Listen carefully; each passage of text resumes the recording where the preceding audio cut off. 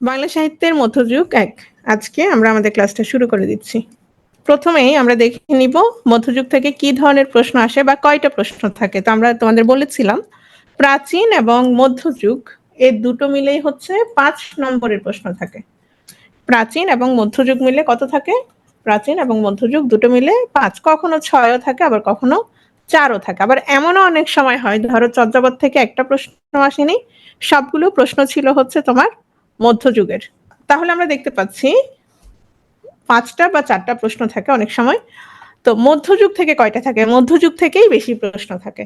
হ্যাঁ, যেহেতু তোমার মধ্যযুগের টপিক বেশি, তোমার বৈচিত্র্য বেশি এবং প্রাচীন যুগে আমরা শুধু পাচ্ছি চর্যাপদ, তাহলে মধ্যযুগ থেকে প্রশ্ন বেশি আসবে, এটাই স্বাভাবিক। প্রাচীন যুগে ২টো থাকলে মধ্যযুগে ৩টা থাকে, অথবা প্রাচীন যুগের ১টা থাকলে মধ্যযুগের ৪টা থাকে।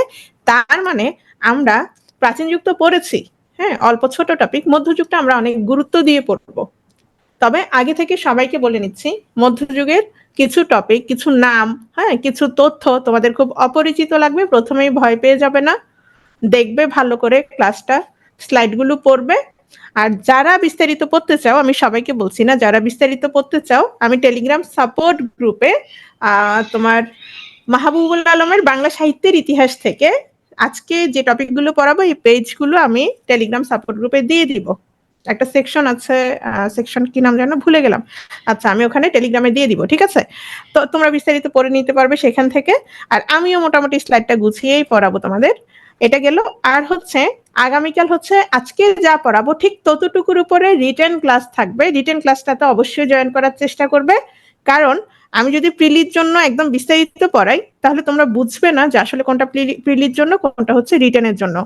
এই টপিকগুলো প্রিলিতে যেভাবে আসে সেভাবেই পড়াবো, ঠিক একই টপিকগুলোর উপর রিটেনে যেভাবে আসে সেটা আমি রিটেনে ক্লাস করাবো।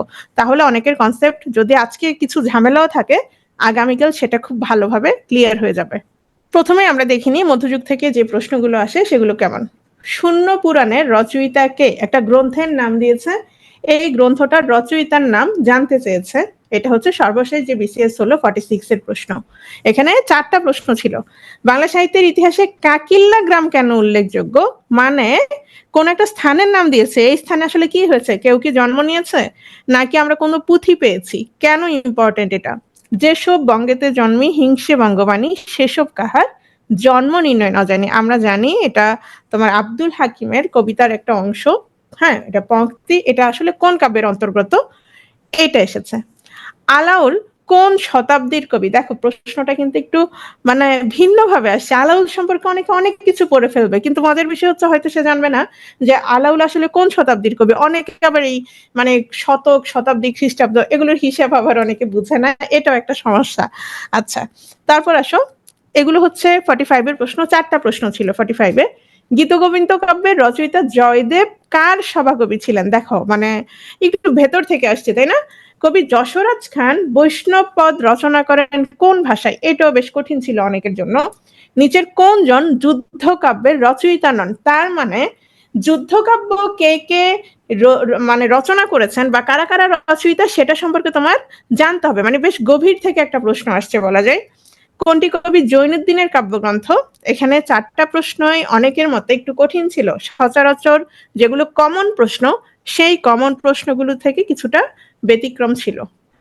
তারপর আসো, এইটা হচ্ছে তোমার 44 এর প্রশ্ন। 4টা প্রশ্ন ছিল। শ্রীকৃষ্ণ কীর্তন কাব্য কোথা থেকে উদ্ধার করা হয়েছে? বিদ্যাপতি মূলত কোন ভাষার কবি ছিলেন? একটা মজার তথ্য দেখো, এই যে 44 যে প্রশ্নটা ছিল কোথা থেকে উদ্ধার করা হয়েছে শ্রীকৃষ্ণ কীর্তন কাব্য, 46 এ সেটা একটু ঘুরাই পেঁচাই ছিল যে কাকিল্লা গ্রাম কেন বিখ্যাত, তাই না? বিদ্যাপতি মূলত কোন ভাষার কবি ছিলেন? একটু খেয়াল করো তো, শ্রীকৃষ্ণ কীর্তন থেকে আমরা 46এও প্রশ্ন পেলাম। বিদ্যাপতি মূলত কোন ভাষার কবি ছিলেন? দেখা যাচ্ছে পদাবলী থেকে আমরা কি বৈষ্ণব পদাবলী থেকে আমরা কিছুক্ষণ আগেও প্রশ্ন পেলাম, এখনো প্রশ্ন পেলাম। আমার সন্তান যেন থাকে দুধে ভাতে, এটা হচ্ছে মঙ্গল কাব্য থেকে, তাহলে মঙ্গল কাব্য থেকেও আমরা প্রশ্ন পাচ্ছি। চণ্ডীমঙ্গল কাব্যের উপাস্য চণ্ডী কার স্ত্রী? এটাও মঙ্গল কাব্য থেকে আসছে। তাহলে 44-এর 4টা প্রশ্ন এগুলো মোটামুটি ইজি ছিল। তাহলে আমরা দেখতে পাচ্ছি তোমার চণ্ডীমঙ্গল, বৈষ্ণব পদাবলী, শ্রীকৃষ্ণ কীর্তন কাব্য, হ্যাঁ, ঘুরে ফিরে এগুলো থেকে একটু বেশি প্রশ্ন থাকে, কারণ আমরা 3বারই কমন পেয়েছি, রাইট? মনসা দেবীকে নিয়ে লেখা বিজয় গুপ্তের মঙ্গল কাব্যের নাম কি? তাহলে আমরা মঙ্গল কাব্য আবার পেলাম। দৌলত উজির বাহারাম খান সাহিত্য সৃষ্টিতে কার পৃষ্ঠপোষকতা লাভ করেন? আমরা এখানে দেখতে পাচ্ছি একটু ভিন্ন প্রশ্ন আসছে। মহাকবি আলাউল, তাহলে আমরা দেখতে পাচ্ছি এখানে আলাউল থেকে এর আগেও প্রশ্ন পেয়েছি, জীবনী সাহিত্যের ধারা গড়ে ওঠে কাকে কেন্দ্র করে, তাহলে এখানেও আমাদের কি আসছে, জীবনী সাহিত্য থেকে আসছে। আর 40-এ 3টা প্রশ্ন আমি আর আলোচনা করছি না, এখানেও দেখো জীবনী কাব্য আসছে, বৈষ্ণব পদাবলী আসছে, হ্যাঁ, আর উল্লিখিত কোন রচনায় পুঁথি সাহিত্যের অন্তর্গত নয়, তাহলে ঘুরে ফিরে বৈষ্ণব পদাবলী, জীবনী কাব্য, মঙ্গল কাব্য, তারপর হচ্ছে তোমার এই এই যে শ্রীকৃষ্ণ কীর্তন কাব্য, ঘুরে ফিরে এগুলো থেকে ঘুরপাক খাচ্ছে, একটা দুটো প্রশ্ন একটু ব্যতিক্রম থাকছে। চলে আসছি মধ্যযুগে। প্রথমেই আমরা আসছি মধ্যযুগের যুগ বিভাগটা নিয়ে, বাংলা সাহিত্যের যুগ বিভাগ। তো বাংলা সাহিত্যের যুগ বিভাগ নিয়ে আমরা প্রাচীন যুগেও কিছু কথা বলেছিলাম, আমরা এখানে আবারও বলছি। এখানে আমরা যদি মোটা দাগে দেখি যুগ বিভাগটা কেন হচ্ছে, যে সাহিত্যের যে বিষয় বৈচিত্র্য অর্থাৎ সাহিত্যের যে বৈশিষ্ট্য, ওইটাকে ভিত্তি করেই কি হচ্ছে আমাদের যুগ বিভাগটা হচ্ছে। এখানে মানে দুটো বিষয় খুব গুরুত্বপূর্ণ, একটা আমরা তোমাদের রিটেনের ক্লাসে মেবি বলেছিলাম, একটা হচ্ছে তোমার তুর্কি বিজয়, লক্ষণ সেনের পরাজয় 1204 সালে, আরেকটা হচ্ছে তোমার ইংরেজদের আগমন, ফোর্ট উইলিয়াম কলেজ সৃষ্টি 1800 সালে। তাহলে দেখো এখানে তোমার 1204 সালে তোমার তুর্কি বিজয়, সেখান থেকে আমাদের শুরু হচ্ছে কি মধ্যযুগ। আবার এদিকে তোমার ফোর্ট উইলিয়াম কলেজ সৃষ্টি 1800 সালে এবং 1801 সালে সেখানে বাংলা বিভাগ প্রতিষ্ঠা থেকে শুরু হচ্ছে আধুনিক যুগ। তাহলে এই যে মধ্যযুগের যে সময়টা 1201 থেকে 1800, হ্যাঁ, এই সময়টার যে রচনাগুলো সেগুলো হচ্ছে আমাদের মধ্যযুগের অন্তর্গত, এবং এই মধ্যযুগকে তোমার বিভিন্ন সাহিত্যিক, বিভিন্ন তোমার আমাদের যে ভাষাতাত্ত্বিকরা ছিলেন তারা বিভিন্ন ভাগে ভাগ করেছেন, সেই ভাগগুলো আমরা দেখবো এখন। প্রথমে আসো বাংলা সাহিত্যের ইতিহাসে মধ্যযুগের শুরুতে 1201 থেকে 1350, মানে কত বছর, 150 বছর। এই 150 বছরকে অনেক গবেষক বাংলা সাহিত্যের অন্ধকার যুগ বলে অভিহিত করে থাকেন। তাহলে 150 বছর, কোন 150 বছর, 1201 থেকে 1350। কেন? কারণ হচ্ছে এই সময় বাংলা সাহিত্যের তেমন কোনো গুরুত্বপূর্ণ নিদর্শন পাওয়া যায় না, এজন্যই এটাকে তোমার অন্ধকার যুগ বলা হয়ে থাকে। মজার বিষয় হচ্ছে, যদি সুনীতি কুমার প্রমাণ না করতেন তোমার চর্যাপদ বাংলা ভাষায় লেখা, তাহলে দেখো তো আমরা আর কোনো মানে 1350-এর আগে আর কোনো নিদর্শন পাচ্ছি কিনা। ধরো চর্যাপদ বাংলায় লেখা হয়নি, মানে 1907 সালে যদি হরপ্রসাদ শাস্ত্রী সেটা আবিষ্কার না করতেন, তাহলে আমাদের যে বাংলা সাহিত্যের যে সৃষ্টিটা, তাহলে দেখো সেটা কত পরের থেকে, 1351 থেকে আমরা প্রাচীন যুগের কিছুই পেতাম না, পরবর্তীতে আমরা সেটা চর্যাপদ পাই এবং সুনীতি কুমার প্রমাণ করেন যে এটা তোমার বাংলা ভাষায় রচিত হয়েছে, তাই না? আচ্ছা, তো দেখো মধ্যযুগটা আবার দুটি উপবিভাগে ভাগ করা হয়, যথা হচ্ছে আদি মধ্যযুগ 1301 থেকে 1500 এবং অন্ত মধ্যযুগ। আদি মানে শুরু, তাহলে শুরুর দিকের যে তোমার সময়টা এবং সেই সময়ে যে রচনাগুলো তোমার রচিত হয়েছে, যে রচনাগুলো সেগুলো নিয়ে হচ্ছে আদি মধ্যযুগ, আর অন্ত মধ্যযুগ হচ্ছে মানে পরবর্তী যে সময় 1501 থেকে 1800। তো আদি মধ্যযুগের সাহিত্যিক নিদর্শনগুলোর মধ্যে প্রথমে উল্লেখ করা যায় বড়ুচন্ডী দাসের শ্রীকৃষ্ণ কীর্তন, কৃত্তিবাসের রামায়ণ, মালাধর বসুর শ্রীকৃষ্ণ বিজয় আর মনসা মঙ্গল। এগুলো এখন মনে রাখার দরকার নাই, আমরা যখন মধ্যযুগ শেষ হয়ে যাবে তখন তুমি বুঝতে পারবা যে কোনগুলো আসলে আদি মধ্যযুগের আর কোনগুলো হচ্ছে অন্ত মধ্যযুগের। এখন জাস্ট আমরা বলছি যে দুটো পর্বে আমরা, দুটো উপবিভাগে আমরা ভাগ করতে পারি, একটা হচ্ছে আদি মধ্যযুগ আর একটা হচ্ছে অন্ত মধ্যযুগ, অর্থাৎ 1500 এর আগ পর্যন্ত আর 1500 এর পরে 1800 পর্যন্ত, এই দুটো। ঠিক আছে, এখন আসো আদি মধ্যযুগ আর অন্ত মধ্যযুগ ছাড়াও তোমার স্ত্রী চৈতন্যের আবির্ভাবের তোমার উপর নির্ভর করে আরো 3 ভাগে ভাগ করা হয়, কারণ শ্রী চৈতন্য মহাপ্রভুর আবির্ভাব বাংলা সাহিত্যের মধ্যযুগের জন্য একটা উল্লেখযোগ্য ঘটনা, এবং এই সময় মধ্যযুগে বাংলা সাহিত্যের যে নবজাগরণ হয়েছিল সেটাকে অনেকে বলে থাকেন চৈতন্য রেনেসাঁস। এটা মনে রাখবা, চৈতন্য রেনেসাঁস। এবং এই সময়কে আমরা 3 ভাগে ভাগ করতে পারি। শ্রী চৈতন্যের প্রভাব ও ধারা অনুসারে মধ্যযুগকে কয় ভাগে ভাগ করা যাবে? 3 ভাগে ভাগ করা যাবে। কি কি? চৈতন্য পূর্ববর্তী যুগ, মানে সে আসার আগে, চৈতন্য যুগ এবং চৈতন্য পরবর্তী যুগ। এই সময় নিয়েও আবার অনেকের মধ্যে মতভেদ আছে যে এখানে কি 1201 থেকে 1500 হবে নাকি 1501 থেকে 1600 হবে। তাহলে এই সময়টুকুকে আমরা কিভাবে ভাগ করতে পারি একটু খেয়াল করো। এখানে চৈতন্য পূর্ববর্তী যুগ 1201 থেকে 1500, আবার এখানে আমরা কিন্তু অন্ধকার যুগও পাচ্ছি, রাইট? তাহলে যদি অন্ধকার যুগটাকে যদি আমরা বাদ দেই, 1201 থেকে কত বাদ যাবে তোমার 1350 পর্যন্ত বাদ যাবে, তাহলে এখানে কত হতে পারে? 1351 থেকে 1500। ওকে, তাহলে এটা হচ্ছে চৈতন্য পূর্ববর্তী যুগ। 1201 হতে পারে, অথবা 1351 থেকে 1500 হতে পারে। তারপর আসে চৈতন্য যুগ। চৈতন্য যুগ 1501 থেকে 1600, কারো কারো মতে হচ্ছে 1501 থেকে 1700। আবার চৈতন্য পরবর্তী যুগ 1601 থেকে 1800। তো এখানে যদি 1700 ধরো, তাহলে কারো কারো মতে কি হবে? তোমার 1701 থেকে 1800। এটাই, আর কিছু না। জাস্ট এটা মনে রাখার দরকার না, এগুলো রিটেনে আসতে পারে। রিটেনে আসলে তুমি তখন এটা গুছিয়ে লিখবা, আর কিছু না। এখন আসো প্রাক চৈতন্য যুগের নিদর্শন, মানে চৈতন্যর আবির্ভাবের পূর্বে যেগুলো, শ্রীকৃষ্ণ কীর্তন, চণ্ডীদাস এবং বিদ্যাপতির পদাবলী। আর চৈতন্য যুগের হচ্ছে চৈতন্য জীবনী কাব্য, চৈতন্য ভাগবত, বিভিন্ন বৈষ্ণব শাস্ত্র ও তত্ত্বগ্রন্থ। আর চৈতন্য পরবর্তী বা চৈতন্যোত্তর মানে পরবর্তী যেগুলো, আরাকান ও রোসাং রাজসভার কাব্য। এখান থেকে বেশ কিছু প্রশ্ন আসে। আলাউল সম্পর্কে আমরা একটু আগেই দেখলাম।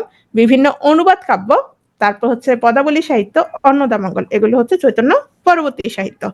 তাহলে আমরা দেখতে পাচ্ছি মধ্যযুগকে আমরা একবার আদি মধ্যযুগ, অন্ত মধ্যযুগ এভাবেও দেখতে পাচ্ছি। আবার চৈতন্যের আবির্ভাবের উপর ভিত্তি করে আমরা 3টা যুগ পাচ্ছি, চৈতন্য পূর্ববর্তী, চৈতন্য আর চৈতন্য পরবর্তী। মূলত এই সাহিত্যগুলো নিয়ে আমরা আলোচনা করব, এই সময়ের মধ্যে যেগুলো রচিত হয়েছে। তো মধ্যযুগের যে সাহিত্য সেটা আসলে কেমন ছিল? দেখো, প্রাচীন যুগের তুলনায় মধ্যযুগের সাহিত্য কিন্তু তোমার কি, এর পরিসর কিন্তু যথেষ্ট বিস্তৃত। মানে প্রাচীন যুগে আমরা চর্যাপদ পাচ্ছি কেবল, কিন্তু মধ্যযুগে আমরা বিভিন্ন ধরনের সাহিত্য পাচ্ছি। কিন্তু যতই বৈচিত্র্যপূর্ণ সাহিত্য সৃষ্টি হোক না কেন, এরা কিন্তু তোমার সেই ধর্মীয় পরিবেশ থেকে তোমার মুক্তি লাভ করতে পারিনি। আমরা কিন্তু শুধু বাংলা না, অন্যান্য সাহিত্য সেটা দেখতে পাই, তাই না? ধর্ম প্রচারের কারণে হোক বা যে কারণেই হোক না কেন, তোমার সাহিত্য বিকাশ লাভ করেছে অনেক বেশি। এবং আমরা কিন্তু সেটা আধুনিক যুগে গিয়েও দেখি যে তোমার ধর্ম প্রচারের জন্যই প্রথম কি গদ্য গ্রন্থের যাত্রা শুরু হয়, তাই না?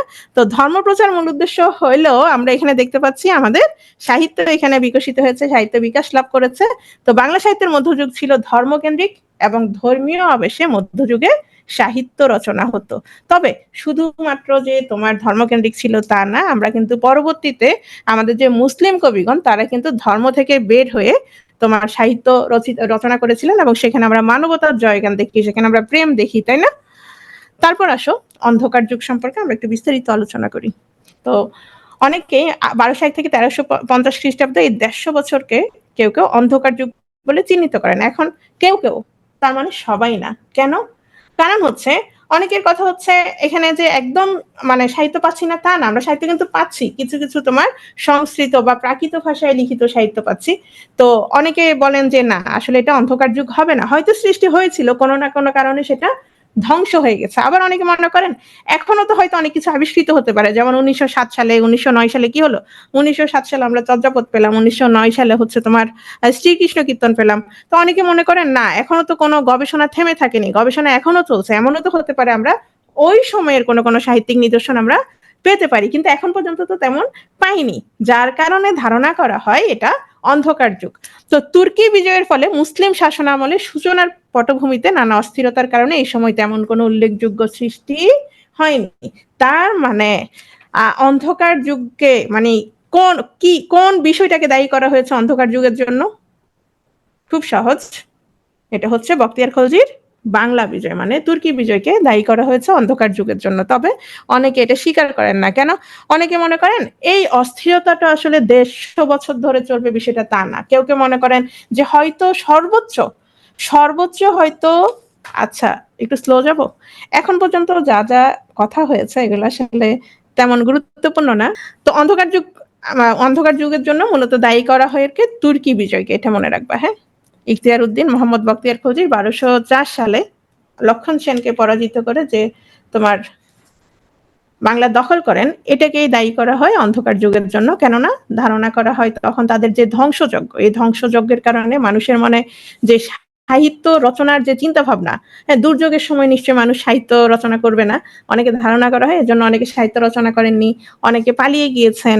আবার অনেকে মনে করেন যে সাহিত্য কর্মগুলো ছিল সেগুলো পুড়িয়ে দেওয়া হয়েছে অথবা ধ্বংস করে দেওয়া হয়েছে, হ্যাঁ, এই কারণেও আমরা কোনো সাহিত্যিক নিদর্শন পাচ্ছি না।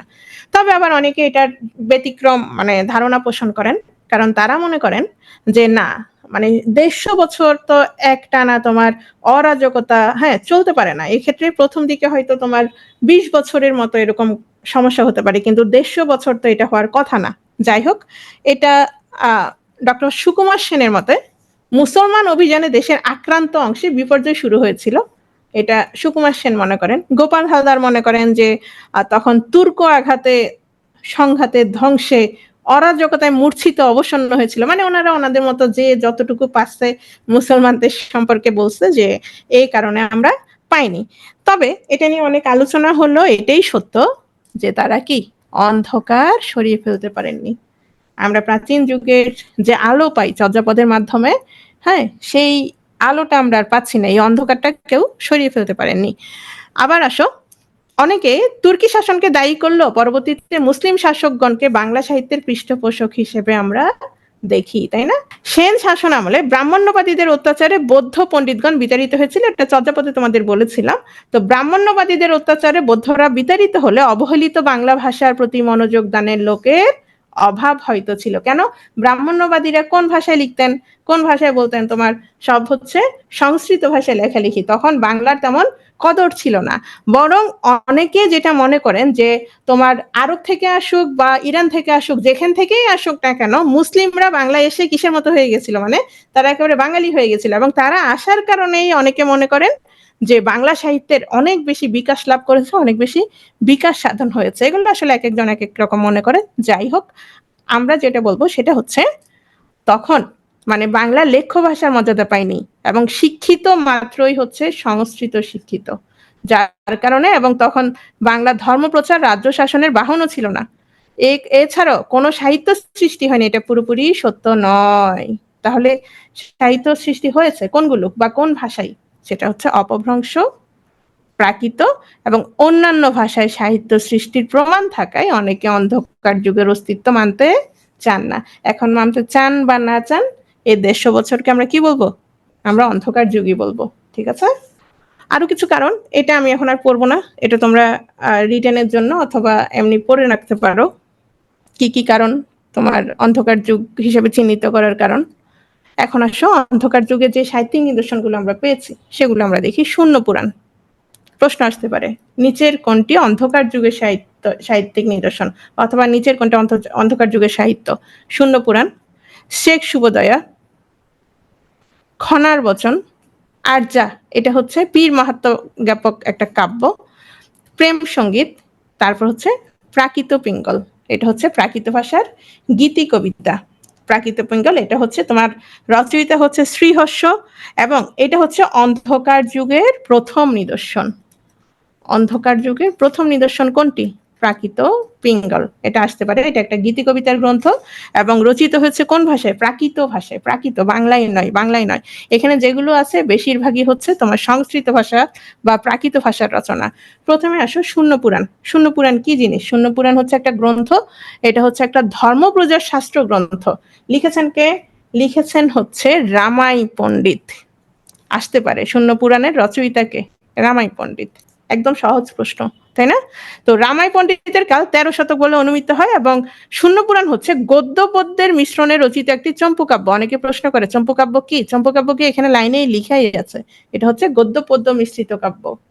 হ্যাঁ, এখন আসো, এতে বৌদ্ধদের শূন্যবাদ এবং হিন্দুদের লৌকিক ধর্মের মিশ্রণ ঘটেছে, এবং শূন্য পুরাণে এই শূন্যবাদ এবং হিন্দু ধর্মের বিভিন্ন বিষয় নিয়ে আলোচনা করা হয়েছে। এটার একটা গুরুত্বপূর্ণ কবিতা হচ্ছে নিরঞ্জনের রুষ্মা। প্রশ্ন থাকতে পারে যে এটা রচয়িতাকে? এটা রচয়িতা হচ্ছে রামাই পণ্ডিত। মানে প্রশ্নটা একটু ঘুরে আসতে পারে যে শূন্য পুরাণ কার রচনা, এটা না এসে আসতে পারে যে নিরঞ্জনের রুষ্মা, অথবা কোন গ্রন্থের তোমার কবিতা, এভাবে আসতে পারে। এটা হচ্ছে তোমার রামাই পণ্ডিতের শূন্য পুরাণ থেকে, শূন্য পুরাণের অন্তর্গত নিরঞ্জনের রুষ্মা।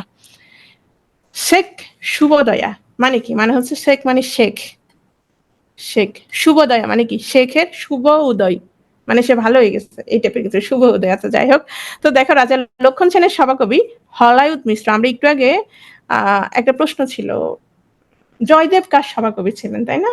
তো দেখো, জয়দেব যেমন রাজা লক্ষণ সেনের সভাকবি ছিলেন, একইভাবে হলায়ুত মিশ্র ছিলেন রাজা লক্ষণ সেনের সভাকবি। তো এই হলায়ুত মিশ্র রচিত শেখ শুভদয়া সংস্কৃত গদ্য পদ্যে লেখা চম্পুকাব্য। তাহলে আমরা এটাও দেখতে পাচ্ছি কোন ভাষায় লেখা? সংস্কৃত ভাষায় লেখা। কি? চম্পুকাব্য। চম্পুকাব্য কি? ওই যে গদ্য পদ্যে লেখা কাব্য। গ্রন্থটি রাজা লক্ষণ সেন এবং শেখ জালাল উদ্দিন তাবরেজির অলৌকিক কাহিনী অবলম্বনে রচিত। তাহলে এই যে লক্ষণ সেন, এই শেখ সুবোধয়, তাহলে শেখ কে এখানে? এই শেখ জালাল উদ্দিন।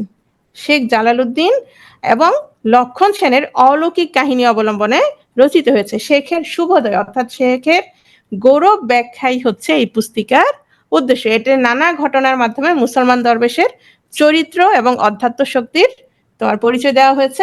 এই গ্রন্থে, এগুলোর আর দরকার নেই, জাস্ট এটা মনে রাখো, এই গ্রন্থে প্রাচীন বাংলা যেসব নিদর্শন আছে সেটা হচ্ছে পীর মাহাত্ম্য জ্ঞাপক বাংলা ছড়া, আরজা, খনার বচন, ভাটিয়াল ইরাকের একটা প্রেম সঙ্গীত। এখন অনেকের মনে হতে পারে যে খনার বচন না আমরা কোথায় পড়লাম? প্রাচীন যুগের সৃষ্টি, কিন্তু প্রাচীন যুগে কি লেখা হয়েছিল তখন? সেটা কি লিখিত নিদর্শন ছিল? সেটা লিখিত নিদর্শন ছিল না, রাইট? হ্যাঁ, প্রাচীন যুগে সেটা লিখিত নিদর্শন আমরা পাইনি, আমরা মধ্যযুগে এসে সেটার লিখিত নিদর্শন পাচ্ছি। এজন্য যদি প্রশ্ন আসে যে খনার বচন, হ্যাঁ, কোন যুগের সৃষ্টি বা কোন আমলের সৃষ্টি, তখন হবে প্রাচীন যুগ। আর যদি বলে যে কখন বিকাশ লাভ করেছে বা কোন আমলের লিখিত নিদর্শন, সেই ক্ষেত্রে আমরা বলবো মধ্যযুগ। ঠিক আছে? সেই ক্ষেত্রে আমরা বলবো মধ্যযুগ। মানে কোন আমলের সৃষ্টি, তখন কিন্তু মুখে মুখে ছিল, প্রাচীন আমলে এটা মুখে মুখে ছিল। আরজার সংখ্যা 3টি এবং এগুলো বাংলা ভাষায় পীর, আচ্ছা এটার দরকার নেই, প্রচুর ভুল সংস্কৃত থাকায় ডক্টর সুনীতি কুমার চট্টোপাধ্যায় এগুলোকে কি বলেন? ডগ সংস্কৃত বলেছেন। ঠিক আছে? ডাক ও খনার বচন, ডাক ও খনার বচন হচ্ছে প্রাচীন যুগের সৃষ্টি, কিন্তু এগুলোর মধ্যে এখন আর প্রাচীনত্ব কোনো অবশিষ্ট নেই, কারণ এগুলো হচ্ছে মুখে মুখে আধুনিক যুগে চলে আসছে। আমরা এগুলো আধুনিক যুগে আমরা যেভাবে কথা বলি দেখা যায় আমরা এগুলো সেভাবেই বলি। এবং ডাক ও খনা অনেকে মনে করেন কোনো ব্যক্তির নাম, আসলে এগুলো কোনো ব্যক্তি বিশেষের নাম নয়।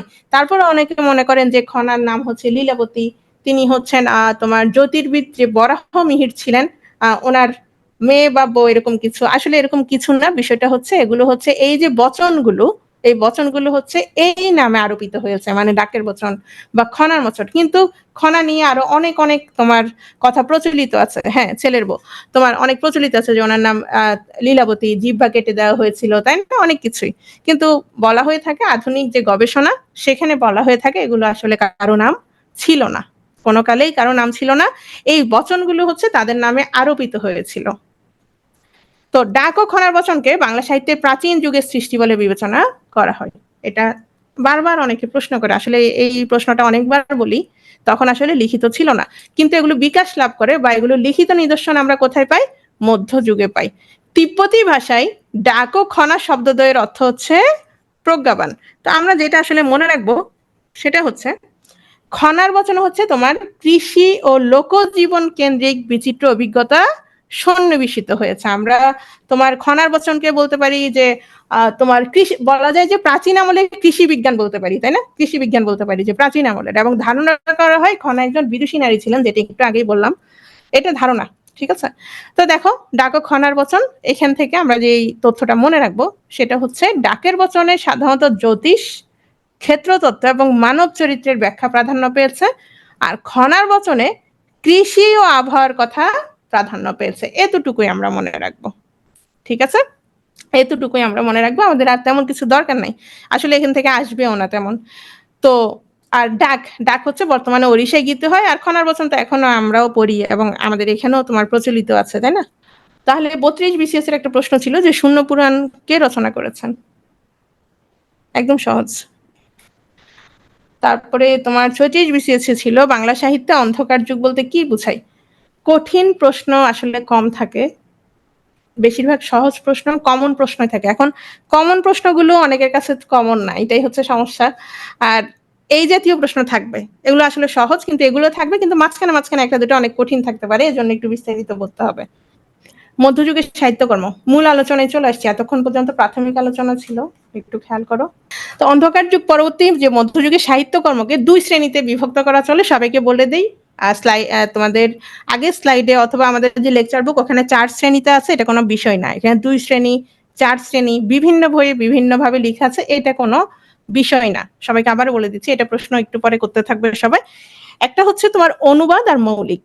অনুবাদ কোনগুলো? যেগুলো তোমার অনুদিত সেগুলোই হচ্ছে অনুবাদ, আর যেগুলো মৌলিক, যেগুলো নিজে রচনা করেছেন সেগুলো মৌলিক। তো অনুবাদগুলো আসলে কোনগুলো ছিল? অনুবাদ ছিল তোমার মূলত সংস্কৃত থেকে, বিশেষ করে তোমার রামায়ণ, মহাভারত, ভাগবত। এগুলো এছাড়াও হিন্দি, ফার্সি, আরবি থেকে যে প্রণয় উপাখ্যানগুলো মুসলিম সাহিত্যিকরা তোমার রচনা করেছেন সেগুলো, যদিও এগুলো অনুবাদ করা হয়েছে, এগুলো কিছুই আক্ষরিক অনুবাদ ছিল না, এগুলো অনেকটা ভাবানুবাদ ছিল। হ্যাঁ, অনেকটা মানে মৌলিকতা অর্জন করেছে বলা যায়, হ্যাঁ, নিজেদের মতো করে, কিন্তু এগুলো সরাসরি কি ছিল না, এগুলো ধারণাগুলো নেওয়া হয়েছিল। আর মৌলিক, দেখো মৌলিকগুলোর মধ্যে ছিল মৌলিক যে সাহিত্যকর্ম, মঙ্গল কাব্য, বৈষ্ণব পদাবলী, জীবনী সাহিত্য, আচ্ছা মঙ্গল কাব্য দুইবার আসছে, তারপর হচ্ছে লোক সাহিত্য, এগুলো হচ্ছে তোমার মৌলিক। তাহলে আমরা দুই ভাগে ভাগ করতে পারি, অনুবাদ আর হচ্ছে মৌলিক। এখন আসো আমরা কি কি পড়বো, মধ্যযুগ থেকে কি কি পড়বো।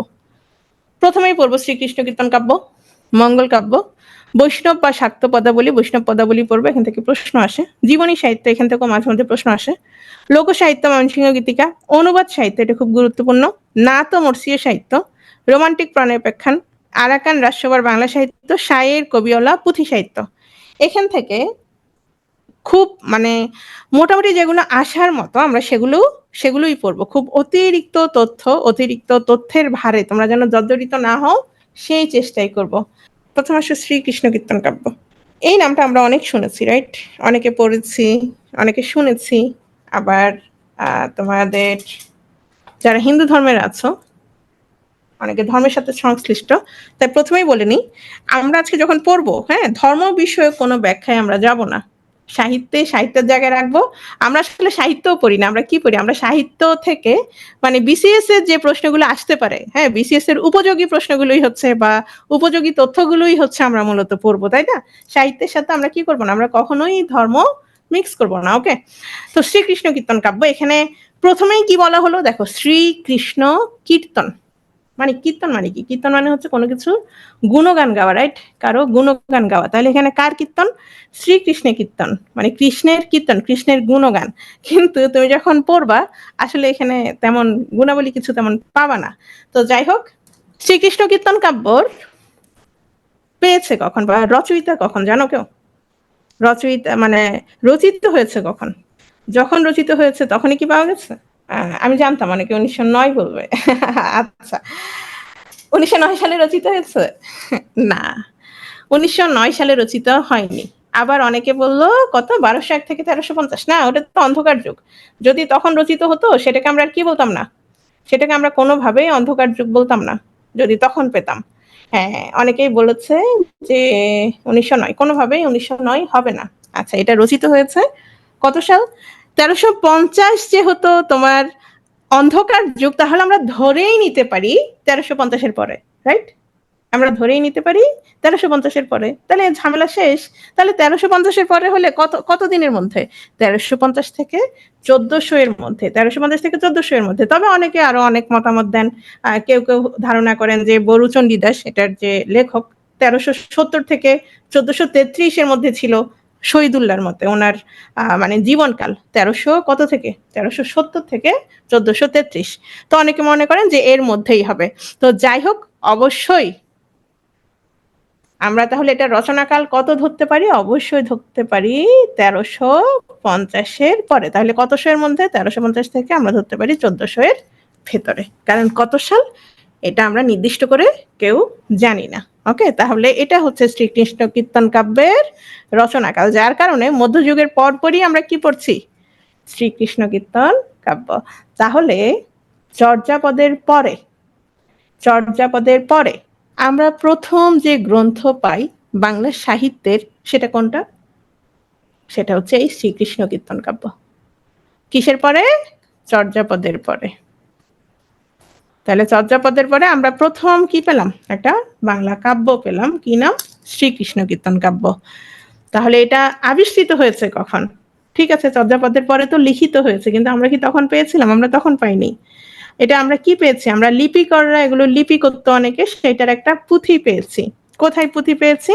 এটা পেয়েছি কত সালে? 1909 সালে। কোথায় পাওয়া গেছে? এটা একটা ভারতের পশ্চিমবঙ্গের বাঁকুড়া জেলার কাকিল্লা গ্রামের দেবেন্দ্রনাথ মুখোপাধ্যায়ের গোয়াল ঘরের টিনের চালের নিচ থেকে আবিষ্কার করেছেন। মানে হচ্ছে একটা আকাশ আর একটা পাতাল। চর্যাপদ পেয়েছি কোথায়? নেপালের রয়্যাল লাইব্রেরিতে, রাজদরবারের গ্রন্থশালায়। আর এটা পেলাম কোথায়? গোয়ালঘরের টিনের চালের নিচে। কেন? কেন? কারণ ওই যে বাতিল বলে ফেলে দিচ্ছিল, আমরা কি করি? আমরা আমাদের যে জিনিসগুলো বাতিল করি, তোমার খাট পালঙ্ক বলো বা যে কোনো জিনিসপত্র, কাগজপত্র, হ্যাঁ? তোমরা যখন বিসিএস আর দিবা না, কি করবা? বিসিএস এর বইগুলো হয় সেল করে দিবা অথবা স্টোর রুমে ফালাই আসবা, রাইট? তো অনেকেই এটার আসলে গুরুত্বটা তো আর বুঝে নাই। সে কি করছে? সে ওই যে গোয়াল ঘরে টিনের চালের ওখানে সবগুলো ফেলে আসছে। তো দেখো, আমরা একটু আগে যেটা বলছিলাম যে মধ্যযুগে বাংলা সাহিত্যের আদি নিদর্শন হচ্ছে শ্রীকৃষ্ণ কীর্তন কাব্য। এটা তো আগে জানতাম না, কখন জেনেছি? এই যে 1909 সালে যখন আবিষ্কৃত হয়েছে, এরপরে জেনেছি, এরপরেই জেনেছি। এখন আসো, তাহলে মধ্যযুগের বাংলা সাহিত্যের আদি নিদর্শন হচ্ছে শ্রীকৃষ্ণ কীর্তন কাব্য। আর সর্বজন স্বীকৃত খাঁটি বাংলা ভাষায় রচিত প্রথম গ্রন্থ হচ্ছে শ্রীকৃষ্ণ কীর্তন। এই কথা কেন বলা হয়েছে? কারণ চর্যাপদের ক্ষেত্রে আমরা বিভিন্ন মতবাদ দেখেছি। এক একজন এক এক রকম বলেছে। কে বলেছে এটা হিন্দি ভাষায় লেখা, কে বলেছে ওড়িয়া ভাষায় লেখা, কে বলেছে অসমীয়া ভাষায় লেখা। হ্যাঁ, এটা নিয়ে বিভিন্ন মতভেদ ছিল, ধারণা ছিল। কিন্তু 1350-এর পরে যে গ্রন্থটা লেখা হয়েছে সেটাতে তো বাংলা পুরোপুরি বোঝা যাবে। সেখানে কোনোভাবেই কি থাকবে না, তোমার মতভেদ থাকবে না। তাহলে এই প্রথমবারের মতো আমরা সর্বজন স্বীকৃত, এটা নিয়ে কোনো ঝামেলা নাই, এবং খাঁটি বাংলা ভাষায় রচিত প্রথম গ্রন্থ হচ্ছে শ্রীকৃষ্ণ কীর্তন। তো এটার নাম কি শ্রীকৃষ্ণ কীর্তন? লেখক কি এই নাম দিয়েছিল? আচ্ছা, সেটা নিয়ে আমরা পরে জানবো। এখন আসো, শ্রীকৃষ্ণ কীর্তন কাব্য কে আবিষ্কার করেছিল, কত সালে করেছিল? শ্রীকৃষ্ণ কীর্তন কাব্যের পুঁথি 1909 সালে বসন্ত রঞ্জন রায়, এটা কি? এটা অনেকে উচ্চারণ করতে পারে না, রাইট? এটা অনেকে উচ্চারণ করতে পারে না। এটা হচ্ছে বিদ্বদ, বিদ্বদ বল্লভ। বিদ্বদ মানে কি? বিদ্বদ জ্ঞানী, বিদ্যা। বল্লভ, বল্লভ মানে রাজা, মানে জ্ঞানের রাজা। ঠিক আছে, এই ওনাকে এই উপাধিটা দেওয়া হয়েছিল। তো বসন্ত রঞ্জন রায় এই বিদ্যুৎ বল্লভ ভারতের পশ্চিমবঙ্গের বাঁকুড়া জেলার কাকিল্লা গ্রামের দেবেন্দ্রনাথ মুখোপাধ্যায়ের গোয়ালঘরে টিনের চালের নিচ থেকে আবিষ্কার করে। ওকে, তাহলে আমরা এটা মনে রাখবো। এখানে কয়েকটা তথ্য কাব্যে, তাহলে যে আবিষ্কার করলো, এখানে এটা কে লিখেছে কিভাবে বুঝবে? এখানে বড়ু চণ্ডীদাসের 3টা ভণিতা পাওয়া যায়। ভণিতা কি? ভণিতা হচ্ছে কবিতায় কবির নাম যুক্ত উক্তি, মানে উক্তিতে যে পংক্তিগুলো ছিল সেখানে ওনার নামটা যুক্ত ছিল। কি কি নাম পাওয়া গেছে? বড়ু চণ্ডীদাস, চণ্ডীদাস, অনন্ত বড়ু চণ্ডীদাস। ওনার মূল নাম আসলে হচ্ছে অনন্ত বড়ু। ওনার মূল নাম কি? অনন্ত। ঠিক আছে, তো বড়ু চণ্ডীদাস তিনি হচ্ছেন আদি মধ্যযুগের প্রথম কবি। প্রশ্ন আসতে পারে, আদি মধ্যযুগের প্রথম কবি কে? বড়ু চণ্ডীদাস। জন্মস্থান কোথায়? জন্মস্থান নিয়েও বিভিন্ন মতভেদ আছে। কারো কারো মতে বীরভূমের নান্নুর গ্রামে, আবার কারো কারো মতে, বিশেষ করে শহীদুল্লাহর মতে হচ্ছে বাঁকুড়ার ছাতনাই। এই দুটো, ঠিক আছে। এবং ওনার প্রকৃত নাম হচ্ছে অনন্ত। বড়ু হচ্ছে ওনার কলিন্য উপাধি, আর চণ্ডীদাস হচ্ছে গুরু প্রদত্ত নাম। এবং প্রাক চৈতন্য যুগে বড়ু চণ্ডীদাস হচ্ছে প্রধান কবি, যিনি চণ্ডীমূর্তি বাসলির ভক্ত ছিলেন। আমরা এগুলো ওনার কাব্যে, ওনার যে ভণিতাগুলো ছিল সেটার মাধ্যমে আমরা জানতে পারি। পুঁথি পরিচয়, যে কোনো বইয়ের প্রথম দিকে কি থাকে? তোমরা যদি পিটু এর বই দেখো বা অন্যান্য বই দেখো, সেখানে সবকিছু লেখা থাকবে। হ্যাঁ, সেখানে তোমার এটা কখন লেখা হয়েছে, অথবা কবির নাম বা লেখকের নাম, হ্যাঁ, তারপর প্রকাশনা সংস্থা সবকিছু থাকে, মানে বিস্তারিত থাকবে ওই বই সম্পর্কে। কিন্তু খুবই দুঃখজনক বিষয় হচ্ছে পুঁথিটির প্রথম দিকে 2টি পাতা এবং শেষের পাতাটি ছিল না। তা শেষের পাতা না থাকলে কি হবে? শেষের পাতা না থাকলে যেটা হয়, আমরা শেষটা জানতে পারি না যে আসলে কি ঘটলো। হ্যাঁ, আর এছাড়াও পুঁথির মাঝখানেও কিছু পাতা ছিল না। তো রীতি অনুযায়ী পুঁথির প্রথম দিকে কি থাকে? দেবতার প্রশংসা, কবির পরিচয় এবং গ্রন্থ নাম উল্লিখিত থাকে। তাহলে প্রথম পাতাগুলো যেহেতু নাই, তাহলে এটার কি নাম হতে পারে সেটা আসলে আমরা জানি না। তাহলে শ্রীকৃষ্ণ কীর্তন কোত্থেকে আসলো? এই শ্রীকৃষ্ণ কীর্তন নামটা দিয়েছিলেন কে? দিয়েছিলেন আবিষ্কারক দিয়েছিলেন। আবিষ্কার কে করেছিলেন? বসন্ত রঞ্জন করেছিলেন, বসন্ত রঞ্জন রায় করেছিলেন, এবং তিনিই নাম দিয়েছেন কি? শ্রীকৃষ্ণ কীর্তন কাব্য। প্রথম ও শেষ অংশ খণ্ডিত থাকায় কবির আত্মপরিচয়, রচনাকালের মতো গুরুত্বপূর্ণ বিষয় লোকচক্ষুর আড়ালেই রয়ে গেছে। বসন্ত রঞ্জন রায় পুঁথির বিষয়বস্তু কৃষ্ণলীলা বিষয়ক বলে শ্রীকৃষ্ণ কীর্তন নাম প্রকাশ করেন। বড়ু চণ্ডীদাসের ওই যে ভণিতা পাওয়া গেছে, বললাম না? ওখানে একটু আগে স্লাইডেই তো ছিল। তো শ্রীকৃষ্ণ কীর্তন 1916 সালে কলকাতা বঙ্গীয় সাহিত্য পরিষদ থেকে প্রকাশিত হয় শ্রীকৃষ্ণ কীর্তন নামে। কত সালে? 1916 সালে। তাহলে পাওয়া গেছে কখন? সালে। প্রকাশিত হয়েছে কখন? 1916 সালে। কি নামে? শ্রীকৃষ্ণ কীর্তন নামে। কে প্রকাশ করেছে? বঙ্গীয় সাহিত্য পরিষদ, বসন্ত রঞ্জন রায়। শ্রীকৃষ্ণ সন্দর্ভ এটা কি জিনিস? এটা হচ্ছে পুঁথিতে প্রাপ্ত একটা চিরকুট অনুসারে এই কাব্যের প্রকৃত নাম শ্রীকৃষ্ণ সন্দর্ভ। মানে ধারণা করা হয় এই কাব্যের নাম হচ্ছে শ্রীকৃষ্ণ সন্দর্ভ। কেন? কারণ পুঁথিতে একটা চিঠি ছিল, সেই চিঠিটাতে তোমার নাম ছিল শ্রীকৃষ্ণ সন্দর্ভ। ঠিক আছে, এটা হচ্ছে সেই চিরকুট। এগুলো আসলে মুখস্থ করার দরকার নাই বা পড়ারও দরকার নাই, জাস্ট আগ্রহ থাকতে পারে এর জন্য দিলাম। এখানে একটা জিনিস খেয়াল করো, এখানে একটা লেখা আছে যে সন হচ্ছে 1089। যদি 1089 হয় তাহলে বাংলা সন, তাহলে তোমার এটা 593 যোগ করো, কত হয়? 593 যোগ করলে কত হয়? কত সাল হয় হিসাব করো? 1682। তো এজন্য ধারণা করা হয় এই চিঠিটা আসলে শ্রীকৃষ্ণ সন্দর্ভ বা এই বই সম্পর্কিত না, এটা হতো অন্য কোনো সম্পর্কিত চিঠি, কারণ ধারণা করা হয় এটা তারও আগের রচনা। রাধাকৃষ্ণের ধামালি। আচ্ছা, এই শ্রীকৃষ্ণ কীর্তনের 12টা স্থানে ধামালি কথাটার প্রয়োগ আছে, যার কারণে অনেকে ধারণা করেন যে এই গ্রন্থটার নাম হতে পারে রাধাকৃষ্ণের ধামালি। ধামালি কি? ধামালি হচ্ছে যখন ফ্লার্ট করে, যখন রঙ্গ তামাশা করে, তখন তোমার ওই যে কপট দম্ভ প্রকাশ করে। অনেকে আছে না আসলে তোমার রাগ দেখায়, দূর আপনি আমাকে আর ফোন দিবেন না, হ্যাঁ আপনি আমাকে আর মেসেজ দিবেন না, কিন্তু সে আসলে কি চাই? যে তুমি আরো বেশি করে কি দাও, মেসেজ দাও, ফোন দাও। এই যে রঙ্গ তামাশা, ধামালি অর্থ রঙ্গরস বা আদি রসাত্মক নাচ গান। তো রঙ্গ তামাশার কালে কপট দম্ভ প্রকাশ করে যেসব উক্তি করা হয় প্রাচীন বাংলা সাহিত্যে, তাকে কি বলে? তাকে ধামালি বলে। এই শ্রীকৃষ্ণ কীর্তনে তোমার 12টা স্থানে ধামালি কথাটার প্রয়োগ আছে, যার কারণে অনেকে মনে করেন যে রাধাকৃষ্ণের ধামালি হতে পারে এই গ্রন্থটার নাম। তাহলে আমরা কি কি নাম পেলাম? শ্রীকৃষ্ণ কীর্তন, যেটা বসন্ত রঞ্জন রায় দিয়েছে, শ্রীকৃষ্ণ সন্দর্ভ, যেটা আমরা চিঠিতে পেয়েছি, আর হচ্ছে রাধাকৃষ্ণের ধামালি, যেটা গ্রন্থের 12টা স্থানে উল্লিখিত আছে। শেষ, আমরা 3টা নাম পেলাম। আর বড়ুচণ্ডী দাসের কয়টা ভণিতা পেয়েছি? 3টা ভণিতা পেয়েছি। 593 কেন হলো?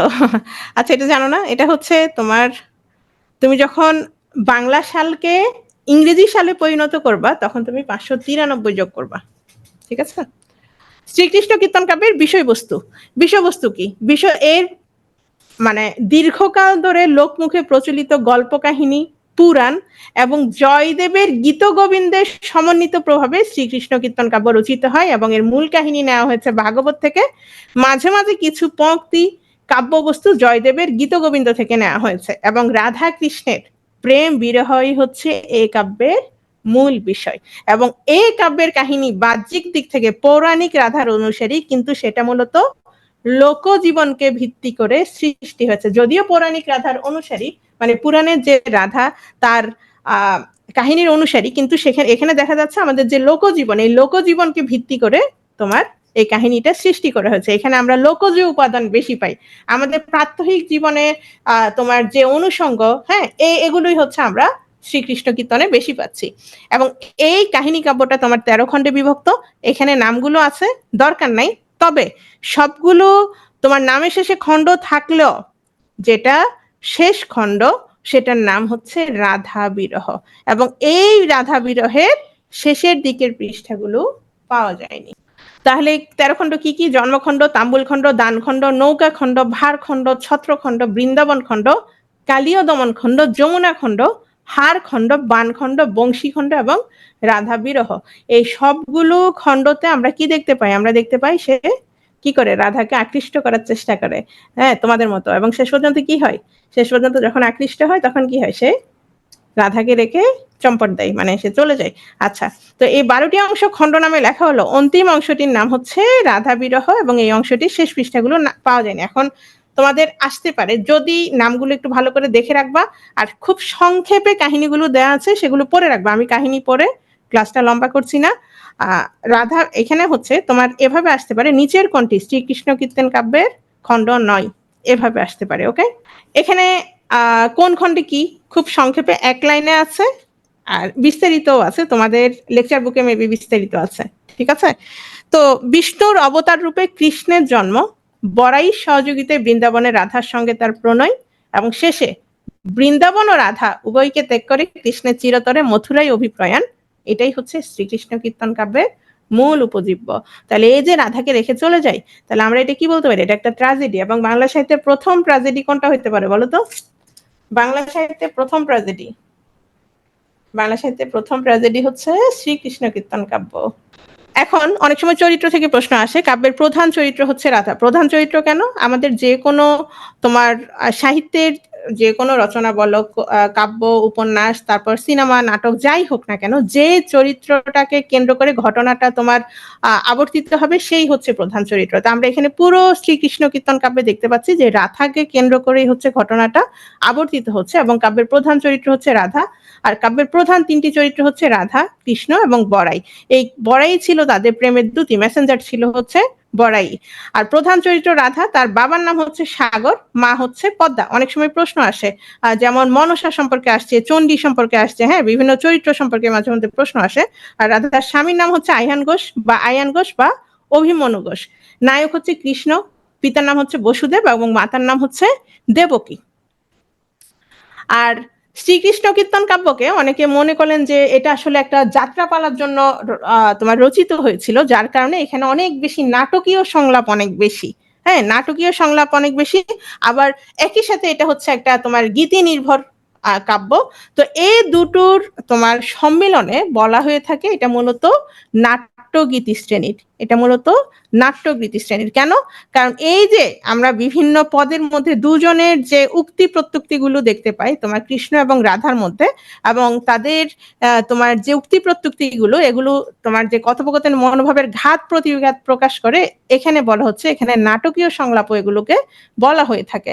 এবং রসগত দিক থেকে সমগ্র কাব্য জুড়ে ধামালি প্রধান হয়ে উঠেছে। আমরা এটা প্রথমেই বলেছিলাম, রাধা কৃষ্ণের ধামালি হতে পারে।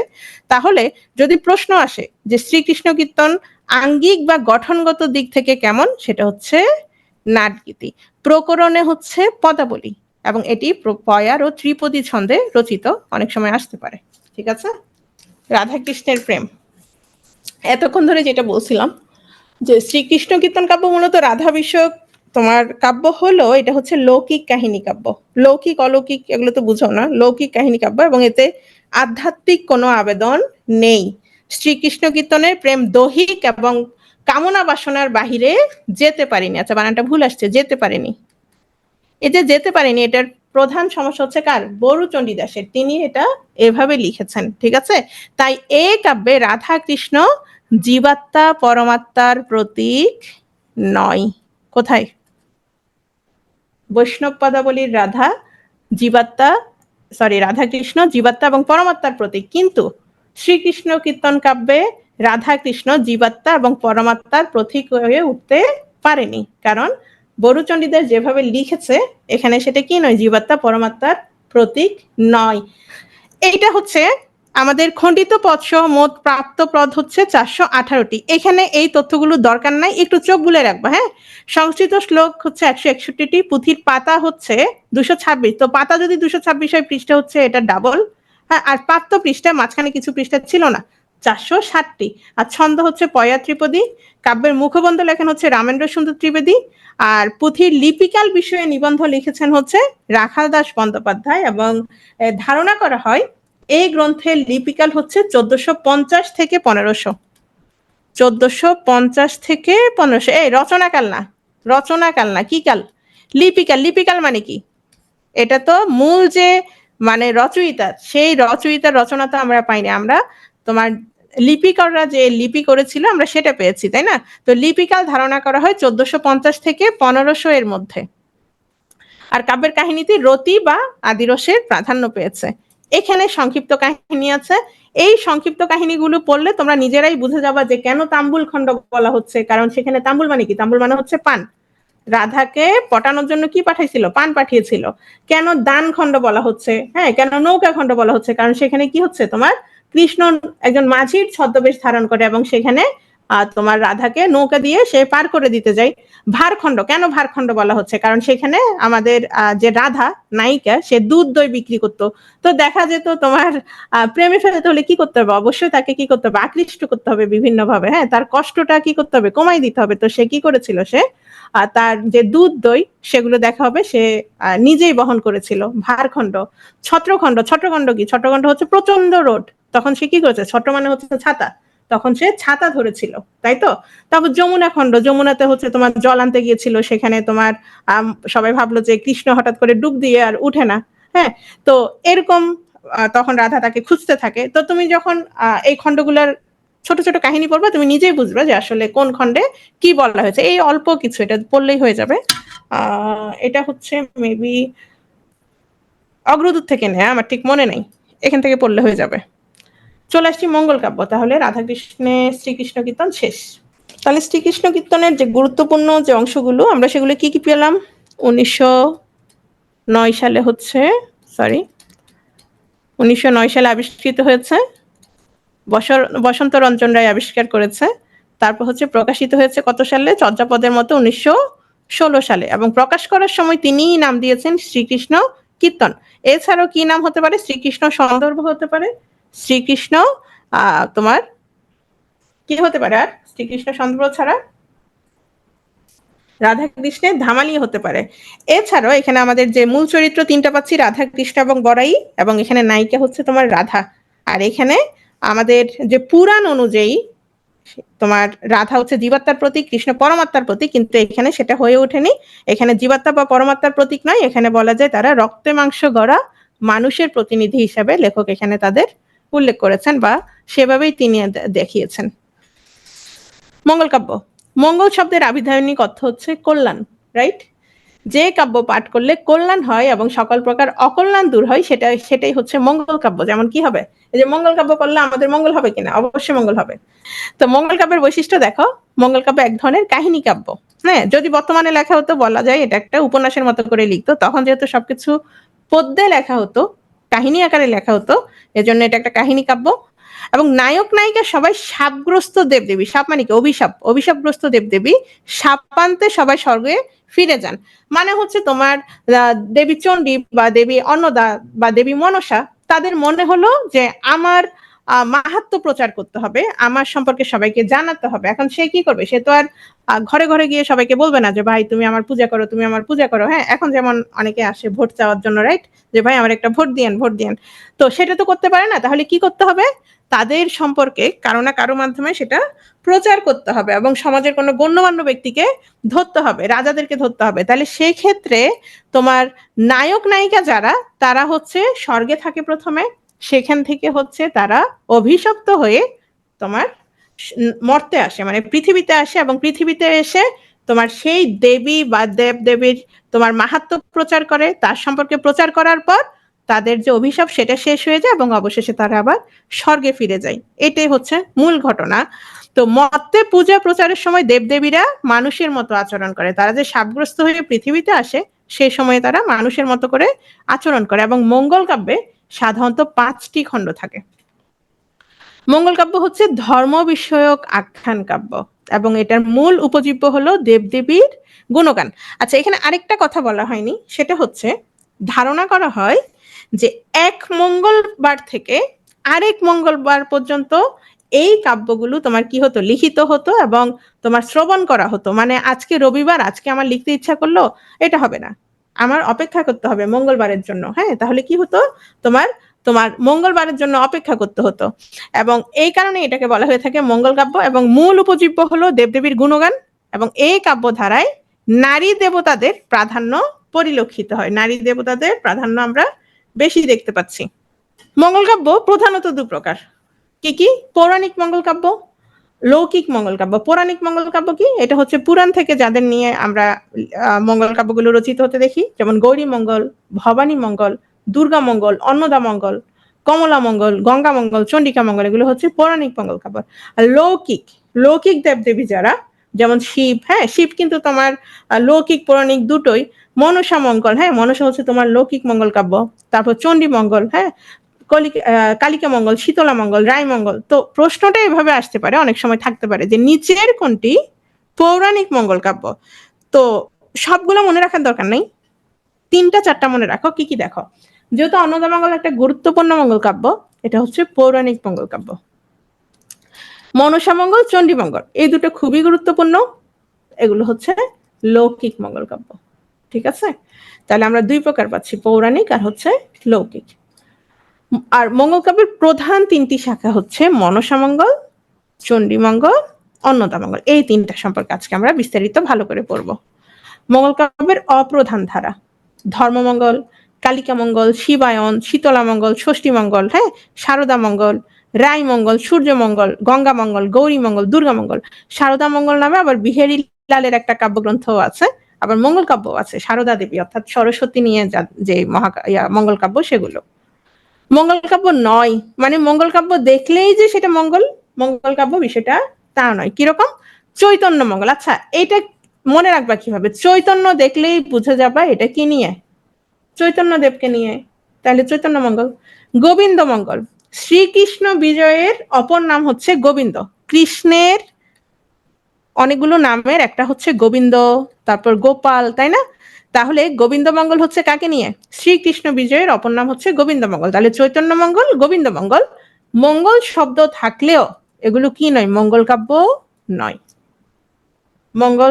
মঙ্গল শব্দটা থাকলেও এগুলো কি নয়? মঙ্গল কাব্য নয়। তাহলে মঙ্গল কাব্য কোনগুলো? আমরা এর আগে যেগুলো পড়েছি সেগুলো। মঙ্গল কাব্যের 5টি ধারা একদম প্রথমে পড়েছিলাম। 5টি ধারা কি কি? বন্দনা, দেবদেবীর বন্দনা করবে, আত্মপরিচয়, নিজের পরিচয় দিবে, দেবখণ্ড মানে যারা তোমার নায়ক নায়িকা তারা যখন স্বর্গে থাকে তখন যে খণ্ডটা, তখন এই যে স্বর্গ থেকে তোমার পৃথিবীতে আসবে অভিশপ্ত হয়ে, হ্যাঁ, সেই বিষয়গুলো হচ্ছে দেবখণ্ড। মর্তখণ্ড মানে পৃথিবীতে আসার পর যে ঘটনাগুলো, মর্তখণ্ড। আর হচ্ছে শ্রুতিফল। তাহলে আমি এখানে কোন অংশে কি থাকে সেটা আছে, আমি এটা আর বলছি না কারণ আমি মুখে অলরেডি বলে দিয়েছি। এখন চলে আসছি মনসামঙ্গল কাব্যে, খুবই ইম্পর্টেন্ট। এটা হচ্ছে সর্বাপেক্ষা প্রাচীনতম মঙ্গল কাব্য হচ্ছে মনসামঙ্গল কাব্য। এই যে আমাদের দেশ একটা নদীমাতৃক দেশ, এখানে প্রচুর বন জঙ্গল সাপ, হ্যাঁ, এগুলো থেকেই মূলত কিসের উৎপত্তি? আমাদের এই মনসা দেবীর যে ধারণা, হ্যাঁ, এই মনসা দেবীকে নিয়ে, মনসা দেবীর স্তব স্তুতি বা ওনার যে কাহিনী, এগুলো নিয়েই যে কাব্য সেটাই হচ্ছে তোমার মনসামঙ্গল। এবং তিনি হচ্ছেন সাপের দেবী। সমাজের নিচু শ্রেণীতে মনসা পূজার প্রচলন ঘটে। মনসা দেবীর পূজা প্রচার এবং দেবী মনসার গুণ কীর্তন হচ্ছে এর মূল উপজীব্য। কিসের? এই মনসামঙ্গলের। মনসামঙ্গল, মনসা সাপের দেবী, শিবের মানস কন্যা। মানস কন্যা মানে মনে জাত কন্যা। এটার কিভাবে সে আসলে মানস কন্যা কেন, ইন্টারনেটে সার্চ দিতে পারো, তখন তোমরা দেখতে পারবা। এই মনসার অন্য নাম হচ্ছে কেতকা আর হচ্ছে পদ্মাবতী। কেতকা আর হচ্ছে পদ্মাবতী। এখন মনসামঙ্গলের উল্লেখযোগ্য চরিত্রগুলো একটু খেয়াল করো। মনসামঙ্গলের কাহিনী অনেকের হয়তো জানো অথবা অনেকে হয়তো জানো না। মনসা, সনকা, নেতা ধোপানি, লক্ষিন্দর, বেহুলা, চাঁদ সদাগর। এই চাঁদ সদাগর হচ্ছে এই মনসামঙ্গলের প্রধান চরিত্র। এই চাঁদ সদাগর সে হচ্ছে শিবের ভক্ত। কার ভক্ত? শিবের ভক্ত।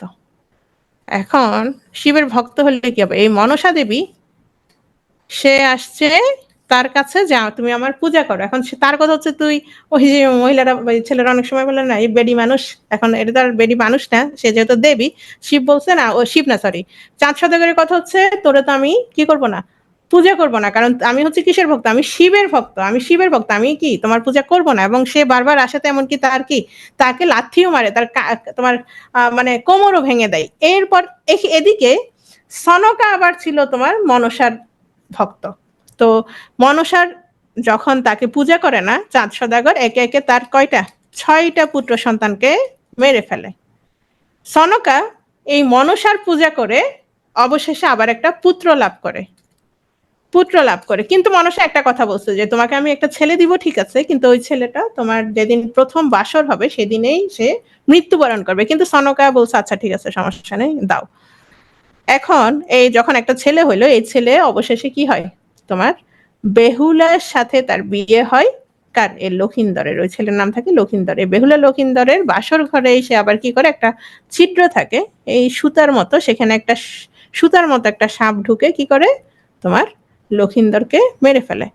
তখন তোমার বেহুলা কি হয়, এই লক্ষিন্দরকে নিয়ে ভেলাই করে ভেসে অবশেষে কোথায় যায়, তোমার স্বর্গের যে নেতা ধোপানি তার সাথে দেখা হয়, এবং সেখানে তোমার স্বর্গ গিয়ে স্বর্গে তোমার যে দেবতারা ছিল তাদেরকে তিনি মনোরঞ্জন করেন। তো সেখান থেকে হচ্ছে তোমার নাচ গানের মাধ্যমে পরবর্তীতে তোমার দেবতারা খুশি হয়ে মনসাকে বলে যে তুমি লক্ষিন্দরের জীবন ফেরত দাও, কিন্তু মনসা তখন একটা কথা বলে যে না, আমাকে পূজা করতেই হবে, আমাকে অবশ্যই পূজা করতে হবে। অবশেষে মনসা তোমার জীবনটা ফেরত দেয়। পরবর্তীতে চাঁদ সদাগর এই তোমার বেহুলার অনুরোধে সে পূজা করে, কিন্তু কিভাবে করে, তোমার বাম হাতে পেছন দিকে ফিরে করে। মানে সে যেহেতু ডান হাতে শিবের পূজা করে, সে তোমার ডান হাতে করে না, অবশেষে বাম হাতে। এটা এই কাহিনী নিয়ে প্রচুর সিনেমা আছে, আমি খুব সংক্ষেপে বললাম, তোমরা বই থেকে পড়ে নিতে পারো। তো এর জন্য এটা আসলে কেন বলা, এটা এই কারণেই বলা, আমরা সাধারণত যে কোনো দেবদেবীর প্রতি বিদ্রোহ অথবা তোমার মানে এতবার পূজা করতে বলার পরও করে না, এরকম চরিত্র সাধারণত আমরা দেখি না। আবার স্বামী তোমার বাসর ঘরেই মারা গেছে, তাকে নিয়ে এত পথ পাড়ি দিয়ে দেবতাদের মনোরঞ্জন করে আবার তার জীবনটা ফিরিয়ে আনা, এই ধরনের চরিত্র আমরা সাধারণত দেখি না। তো এই জন্য বলা হয়ে থাকে চাঁদ সদাগর হচ্ছে মনসা মঙ্গলের, না শুধু টোটাল যে মঙ্গল কাব্যের সবচেয়ে প্রতিবাদী চরিত্র। কাকে বলা হয়? চাঁদ সদাগরকে। আর বেহুলাকে বলা হয় সবচেয়ে প্রতিভক্ত চরিত্র, তাই না? তো এজন্য মধ্যযুগের সবচেয়ে প্রতিবাদী চরিত্র হচ্ছে চাঁদ সদাগর, চাম্পাই নগরের বণিক। হ্যাঁ, নাম মনে রাখো, আসলে কোত্থেকে যে প্রশ্ন আসে বলা যায় না। তিনি চাম্পাই নগরের বণিক ছিলেন, এবং 14 ডিঙা তোমার বহন নিয়ে সে কি করেছিল, তোমার নদী পথে সে ব্যবসা বাণিজ্য করতে গিয়েছিল, এবং তোমার মনসা সবগুলো ডুবাই দেয়। বুঝতে পেরেছো? মধ্যযুগের সবচেয়ে পতিপ্রাণা চরিত্র। হ্যাঁ, পতির জন্য কি দিয়ে দিবে, প্রাণ দিয়ে দিবে প্রথম। যেমন উজানি নগরের সাইবেনের কন্যা বেহুলা, বেহুলা হচ্ছে সবচেয়ে পতিপ্রাণা চরিত্র। আর স্বর্গের ধোপা যে, সে হচ্ছে নেতা ধোপানি, নেতা ধোপানি। এই বেহুলা তোমার যখন ভেলা ভেলাই করে ভাসতেছিল, তখন একটা পর্যায়ে গিয়ে দেখে এই ধোপানি কাপড় কাচতেছে, তো এর বাচ্চা আবার তাকে ডিস্টার্ব করতেছিল। পরে দেখে যে বাচ্চাটারে মুহূর্তে মেরে ফেলছে, আবার কতক্ষণ পরে বাচ্চাটারে জীবিত করে নিয়ে চলে গেছে। তখন এইভাবে কিরে, তাহলে তো আমি বলতে পারি যে আমার পতির মানে আমার স্বামীর যেন জানটা ফিরিয়ে দেয়। তো এই স্বর্গের ধোপা হচ্ছে নেতা ধোপানি। এই চরিত্রগুলো মনে রাখবা। মনসা মঙ্গলের আদি কবি হচ্ছে কানা দত্ত। আচ্ছা, মনসা মঙ্গলের আদি কবি যদি কানাহরি দত্ত হয়, তাহলে মঙ্গল কাব্যের আদি কবিকে? মনসা মঙ্গলের আদিকবি যদি কানাহরি দত্ত হয়, তাহলে মঙ্গল কাব্যের আদিকবিকে? এটা তো সহজ কি হতে পারে? যেহেতু সবচেয়ে প্রাচীন মঙ্গল কাব্য হচ্ছে তোমার মনসা মঙ্গল, তাহলে মনসা মঙ্গলের আদিকবি যদি কানাহরি দত্ত হয়, তাহলে মঙ্গল কাব্যের আদিকবিও কে? মঙ্গল কাব্যের আদিকবিও কে? কানাহরি দত্ত। একদম সহজ, রাইট? তারপর আসো, মনসা মঙ্গল ধারার উল্লেখযোগ্য কবিরা কে কে? বিজয় গুপ্ত, উনি হচ্ছেন শ্রেষ্ঠ কবি, এবং ওনার কাব্যের নাম হচ্ছে পদ্মপুরাণ। কেন? আমরা আরেকটা নাম কি দেখেছি বলো তো? আরেকটা নাম আমরা দেখেছি পদ্মাবতী, রাইট? আর নারায়ণ দেব, উনিও লিখেছেন পদ্মপুরাণ। দ্বিজ বংশী দাস, তারপর হচ্ছে ক্ষেমানন্দ, ওনার উপাধি হচ্ছে কেতকা দাস। একটু খেয়াল করো, ওনার উপাধি হচ্ছে কেতকা দাস। হ্যাঁ, কারণ উনি কি মনে করেন, কেতকাকে, কেতকা হচ্ছে মনসা, উনি নিজেকে মনসার দাস মনে করেন। কেতকা হচ্ছে মনসার আরেক নাম। তো বিপ্রদাস পিপিলাই ওনার যে গ্রন্থ মনসা মঙ্গল, এটার নাম হচ্ছে মনসা বিজয়। সবগুলোই হচ্ছে মনসা মঙ্গল, কিন্তু এক একজন কবি এক এক নাম দিয়েছেন, এক একজন কবি এক এক নাম দিয়েছেন। এবং তোমার দ্বিজ বংশী দাসের যে কাব্য, সেটার নাম হচ্ছে পদ্মা পুরাণ। পদ্মা পুরাণ। বাইশা, বাইশা হচ্ছে 22 জন কবির কবিতায় সমৃদ্ধ মনসা মঙ্গল। মনসা মঙ্গলের জনপ্রিয়তার জন্য বিভিন্ন কবির রচিত কাব্য থেকে বিভিন্ন অংশ সংকলন করে যে পদ সংকলন করা হয়েছিল বাংলা সাহিত্যে, সেটা 22 কবির মনসা মঙ্গল অথবা বাইশা নামে পরিচিত। এটা কখনো আসতে দেখিনি, তারপরও যদি আসে যে বাইশে কিসের সাথে সম্পৃক্ত, তাহলে সেটা হবে কি, সেটা হচ্ছে মনসা মঙ্গল। মনসা মঙ্গলে টোটাল 22 জন কবির মনসা মঙ্গলের পদ সংকলন হচ্ছে তোমার বাইশা। এই 22 জন কবির কে কে দরকার নাই, একদমই দরকার নাই। ওকে, মনসামঙ্গলের কাহিনী সংক্ষেপ আমি অলরেডি বলে দিয়েছি, তোমরা নিজেরা পরে পড়ে নিবা। চণ্ডীমঙ্গল কাব্য, এই দেবী চণ্ডী হচ্ছে শিবের অথবা মহাদেবের স্ত্রী। চণ্ডী দেবীর পূজা প্রচারের কাহিনী নিয়ে চণ্ডীমঙ্গল কাব্য রচিত। খুবই সহজ, মনসামঙ্গলে মনসার কাহিনী, চণ্ডীমঙ্গলে চণ্ডীর কাহিনী, অন্নদামঙ্গলে অন্নদার কাহিনী, রাইট? ষোড়শ শতকে চণ্ডীমঙ্গল কাব্যের সর্বাধিক প্রসার ঘটে এবং চণ্ডীমঙ্গল কাব্যের আদি কবির নাম হচ্ছে মানিক দত্ত। আদি কবির নাম কি? মানিক দত্ত। চণ্ডীমঙ্গল কাব্যের সর্বশ্রেষ্ঠ কবি হচ্ছে কবি কঙ্কন মুকুন্দরাম চক্রবর্তী। কি নাম? মুকুন্দরাম চক্রবর্তী। মুকুন্দরাম চক্রবর্তীকে এই কবি কঙ্কন উপাধি দেন হচ্ছে জমিদার রঘুনাথ। কি নাম? রঘুনাথ। এই রঘুনাথের বাবা হচ্ছে মুকুন্দরামকে আশ্রয় দিয়েছিল রঘুনাথের টিচার হিসেবে। পরবর্তীতে সে যখন নিজে জমিদার হয়, মানে রঘুনাথের বাবা যখন মারা যায়, সে নিজে যখন জমিদার হয়, তখন সে মুকুন্দরামকে তিনি তার সভাসদ হিসেবে নিয়োগ দেন এবং সে যখন তোমার চণ্ডীমঙ্গল কাব্য রচনা করে তখন সে কবি কঙ্কন উপাধি দেন। কে? মেদিনীপুর জেলার আরোরা গ্রামের জমিদার রঘুনাথ। যদি কোনো বানান ভুল থাকে লেকচার বুকে এগুলো ঠিক করে দিও। চণ্ডীমঙ্গল কাব্য, মুকুন্দরাম চণ্ডীমঙ্গল কাব্যের আরো কিছু নাম: অভয়ামঙ্গল, অধিকামঙ্গল, গৌরীমঙ্গল, চণ্ডীমঙ্গল, এগুলো সবগুলো কিসের নাম? ওই চণ্ডীমঙ্গল কাব্যের নাম। কাহিনী এবং চরিত্র। চণ্ডীমঙ্গলের কাহিনী দুই খণ্ডে বিভক্ত, একটা হচ্ছে আক্ষেটিক খণ্ড বা তোমার শিকারী খণ্ড, আরেকটা হচ্ছে বণিক খণ্ড। এই আক্ষেটিক খণ্ডের মূল চরিত্র হচ্ছে কালকেতু আর ফুল্লরা। এই দুটা নাম মনে রাখতে হবে, এরা হচ্ছে মূল চরিত্র, কালকেতু আর ফুল্লরা, স্বামী স্ত্রী। ভারুদত্ত, মুরারিশীল, কলিঙ্গরাজ, দাসী, দুর্বলা। আর বণিক খণ্ডের চরিত্র হচ্ছে ধনপতি, সদাগর, লহনা, খুল্লনা, খুল্লনার পুত্র শ্রীমন্ত। এতগুলো লাগবে না, এই লহনা, খুল্লনা, ধনপতি, সদাগর এটা মনে রাখবা। আর অবশ্যই কালকেতু, ফুল্লরা, ভারুদত্ত, মুরারিশীল এগুলো অবশ্যই মনে রাখতে হবে। চণ্ডীমঙ্গলের বিভিন্ন চরিত্র, তাহলে আমরা একটু আগে দেখলাম অন্নদামঙ্গলের চরিত্র, সেখানে আমরা পেয়েছি প্রতিবাদী চরিত্র, পেয়েছি প্রতি প্রাণা চরিত্র, পেয়েছি মানে হাজবেন্ডের জন্য একদম প্রাণ দিয়ে দিবে এমন। হ্যাঁ, তারপরে পেয়েছি তোমার এখন পাচ্ছি আমরা প্রতিবাদী নারী চরিত্র। আমরা পুরুষ চরিত্র পেয়েছিলাম চাঁদ সদাগর, এখন আমরা পাচ্ছি প্রতিবাদী নারী চরিত্র, সে হচ্ছে ফুল্লরা। মধ্যযুগের সবচেয়ে ষড়যন্ত্রকারী বা খল চরিত্র হচ্ছে ভারুদত্ত। আর ধূর্ত, ঠক, প্রতারক সে হচ্ছে মুরারিশীল। ধূর্ত চরিত্র হচ্ছে মুরারিশীল। এই ফুল্লরা হচ্ছে কালকেতু স্ত্রী। উল্লেখযোগ্য কবির নাম: দ্বিজ মাধব, দ্বিজ রামদেব, মুক্তারাম সেন, হরিরাম, ভবানী শঙ্কর দাস, অকিঞ্চন চক্রবর্তী প্রমুখ। এখন তোমাদের মনে হতে পারে সবার নাম কি আমি মনে রাখবো? এই কাব্যগুলো থেকে যদি প্রশ্ন আসে, কমন প্রশ্ন আসার সম্ভাবনা সবচেয়ে বেশি, কমন প্রশ্নগুলো বেশি আসে। যদি একটা দুটো আনকমন প্রশ্ন থাকে, সেগুলোর জন্যই এই নামগুলো মনে রাখতে হবে। কেন? এভাবে আসতে পারে যে নিচের কোন কবি চণ্ডীমঙ্গল কাব্যধারার কবি নয়? নিচের কোন কবি চণ্ডীমঙ্গল কাব্যধারার কবি নয়? হ্যাঁ, সেই ক্ষেত্রে ধরো দ্বিজ মাধব, দ্বিজ রামদেব, মুক্তরাম সেন, কানাহরি দত্ত, কি হবে? বুঝতে পারছো বিষয়টা? তাহলে এটা একটু আগে আমরা বললাম দ্বিজ মাধব, তার কাব্যের নাম হচ্ছে শারদা মঙ্গল বা শারদা চরিত্র এবং তাকে বলা হয় স্বভাব কবি। দ্বিজ রামদেব, তার কাব্যের নাম অভয়া মঙ্গল। মুক্তারাম সেন, ওনার কাব্যের নাম শারদা মঙ্গল। অকিঞ্চন চক্রবর্তী, উনি হচ্ছেন চণ্ডীমঙ্গলের সর্বশেষ কবি। তাহলে এই তথ্যটা আমরা মনে রাখবো এবং ওনার উপাধি হচ্ছে কবীন্দ্র। এখানে চণ্ডীমঙ্গল কাব্যের কাহিনীটা দেয়া আছে ছোট্ট করে। ধর্মমঙ্গল কাব্য, এখানে মূলত ধর্মমঙ্গল কাব্য হচ্ছে ধর্ম ঠাকুরের মাহাত্ম্য প্রচার। ধর্মমঙ্গল কাব্যের কাহিনী হচ্ছে দুটো, ধর্মমঙ্গল কাব্যের কাহিনী দুটো, একটা হচ্ছে রাজা হরিশ্চন্দ্রের কাহিনী আর একটা হচ্ছে লাউ সেনের কাহিনী। এই যে ধর্মমঙ্গল, ধর্ম ঠাকুর আসলে কি? ধর্ম ঠাকুর হচ্ছে তো কোন এক পুরুষ দেবতা এবং হিন্দু সমাজের যারা নিচু স্তরে, বিশেষ করে যারা ডোম, ডোম তো চেনো, এই ডোম সমাজে মূলত প্রচলিত রয়েছে এবং হরপ্রসাদ শাস্ত্রী মনে করেন ধর্ম ঠাকুর হলেন বৌদ্ধ ধর্মের একটা প্রচ্ছন্ন রূপ।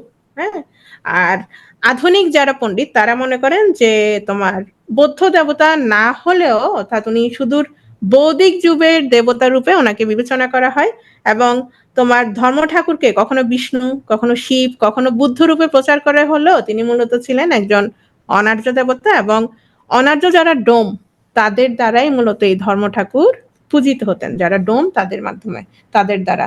এবং তোমার ওনার পূজার যে উপকরণ এগুলো মূলত ছিল হচ্ছে শূকর, ছাগল, সাদা মোরগ, পায়রা, হ্যাঁ, মদ, এগুলো হচ্ছে তোমার ধর্ম ঠাকুরের পূজার উপকরণ এবং ধর্ম ঠাকুরের কোনো মূর্তি নেই।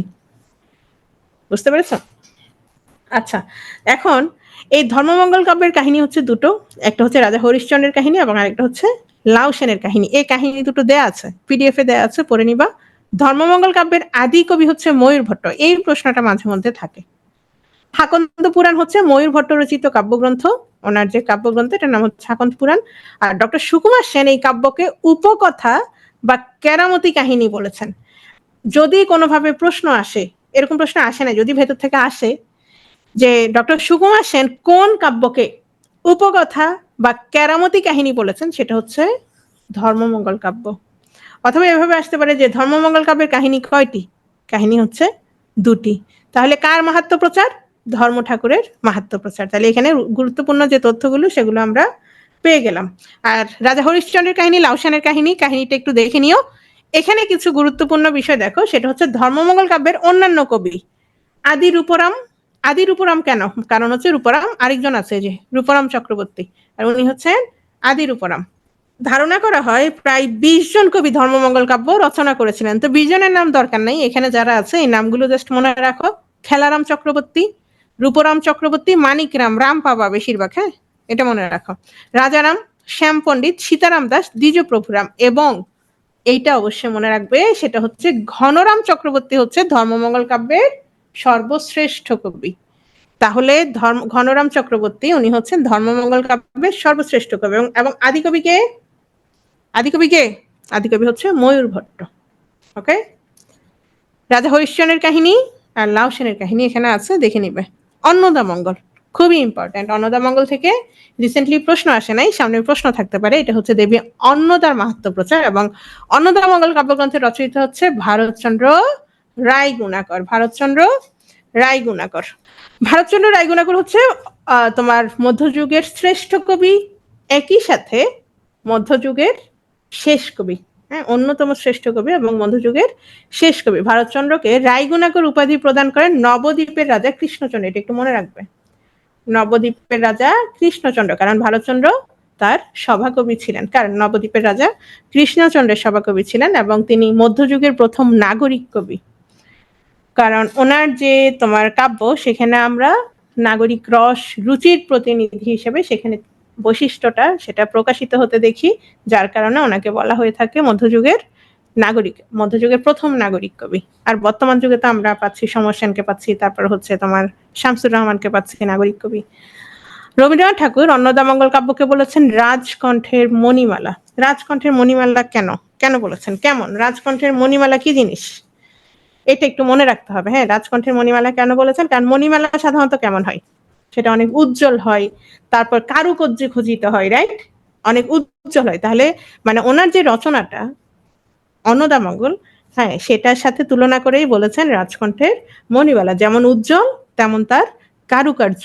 মানে ওনার যে শব্দ চয়ন, ওনার যে রচনাটা, এটাকে বলা হয়ে থাকে মধ্যযুগের শ্রেষ্ঠ রচনা। একই সাথে ওনাকে বলা হয়ে থাকে মধ্যযুগের শ্রেষ্ঠ কবি। ভারতচন্দ্র রায়গুণাকরের অন্যান্য সাহিত্য একটু খেয়াল করো, উনি যেহেতু একটু তোমার গুরুত্বপূর্ণ কবি মধ্যযুগের। অন্যান্য রচনার মধ্যে প্রথম রচনা হচ্ছে সত্যনারায়ণের পাঁচালী। জাস্ট একটু চোখ বুলাবা, দরকার নাই, এগুলো থেকে প্রশ্ন কম আসে, জাস্ট একটু চোখ বুলাবা। লাল যে ওয়ার্ড গুলো রেড মার্ক করে, ওগুলো একটু চোখ বুলাবা, আর কিছু না। আর তিনি প্রচুর ফার্সি এবং উর্দু শব্দের ব্যবহার করেছিলেন। এবং অন্যান্য সাহিত্যকর্মের মধ্যে হচ্ছে একটা অনুবাদ কাব্য হচ্ছে রসমঞ্জুরি। এটি মিথিলার ভানু দত্তের একটি কাব্যের অনুবাদ। আর ভারতচন্দ্রের দুটি দীর্ঘ কবিতা হচ্ছে গঙ্গাষ্টক আর হচ্ছে নাগাষ্টক। এগুলো হচ্ছে তিনি সংস্কৃত প্রধান কাব্য, যেটা গঙ্গাষ্টক, আর যেটা নাগাষ্টক এটা সংস্কৃত আর বাংলা দুটোই ছিল, সংস্কৃত বাংলা দুটোই ছিল। কোনটা? নাগাষ্টকে। তাহলে আমরা কি কি বললাম? সত্যনারায়ণের পাঁচালী, রসমঞ্জুরি, গঙ্গাষ্টক আর হচ্ছে নাগাষ্টক। এগুলো হচ্ছে ভারতচন্দ্র রায়গুণাকরের অন্যান্য সাহিত্যকর্ম অন্নদামঙ্গল ছাড়া। অন্নদামঙ্গল কাব্যটা 3টা খণ্ডে বিভক্ত ছিল: শিবায়ন অন্নদামঙ্গল, বিদ্যাসুন্দর কালিকামঙ্গল, মানসিংহ অন্নদামঙ্গল। অন্নদামঙ্গল কাব্যের চরিত্র আমরা এর আগের মঙ্গল কাব্যগুলো চরিত্র পড়েছি, এখন আমরা দেখতে পাচ্ছি হীরামালিনী, ঈশ্বরী পাটনি, ভবানন্দ, মানসিংহ, সুন্দর বিদ্যা। এই ঈশ্বরী পাটনির মানে একটা পার্ট মাত্র, খুব স্বল্প। হ্যাঁ, তিনি হচ্ছেন দেবীকে খেয়া পার করে দিয়েছিলেন, নৌকা দিয়ে পার করে দিয়েছিলেন, নদী পার করে দিয়েছিলেন। তখন দেবী তাকে জিজ্ঞেস করেছিল যে তুমি আমার থেকে কি চাও? তুমি একটা বর চাও আমার থেকে, তুমি যেহেতু নদী পার করে দিয়েছো আমাকে, তুমি আমার থেকে একটা বর চাও, আমি তোমাকে দিব।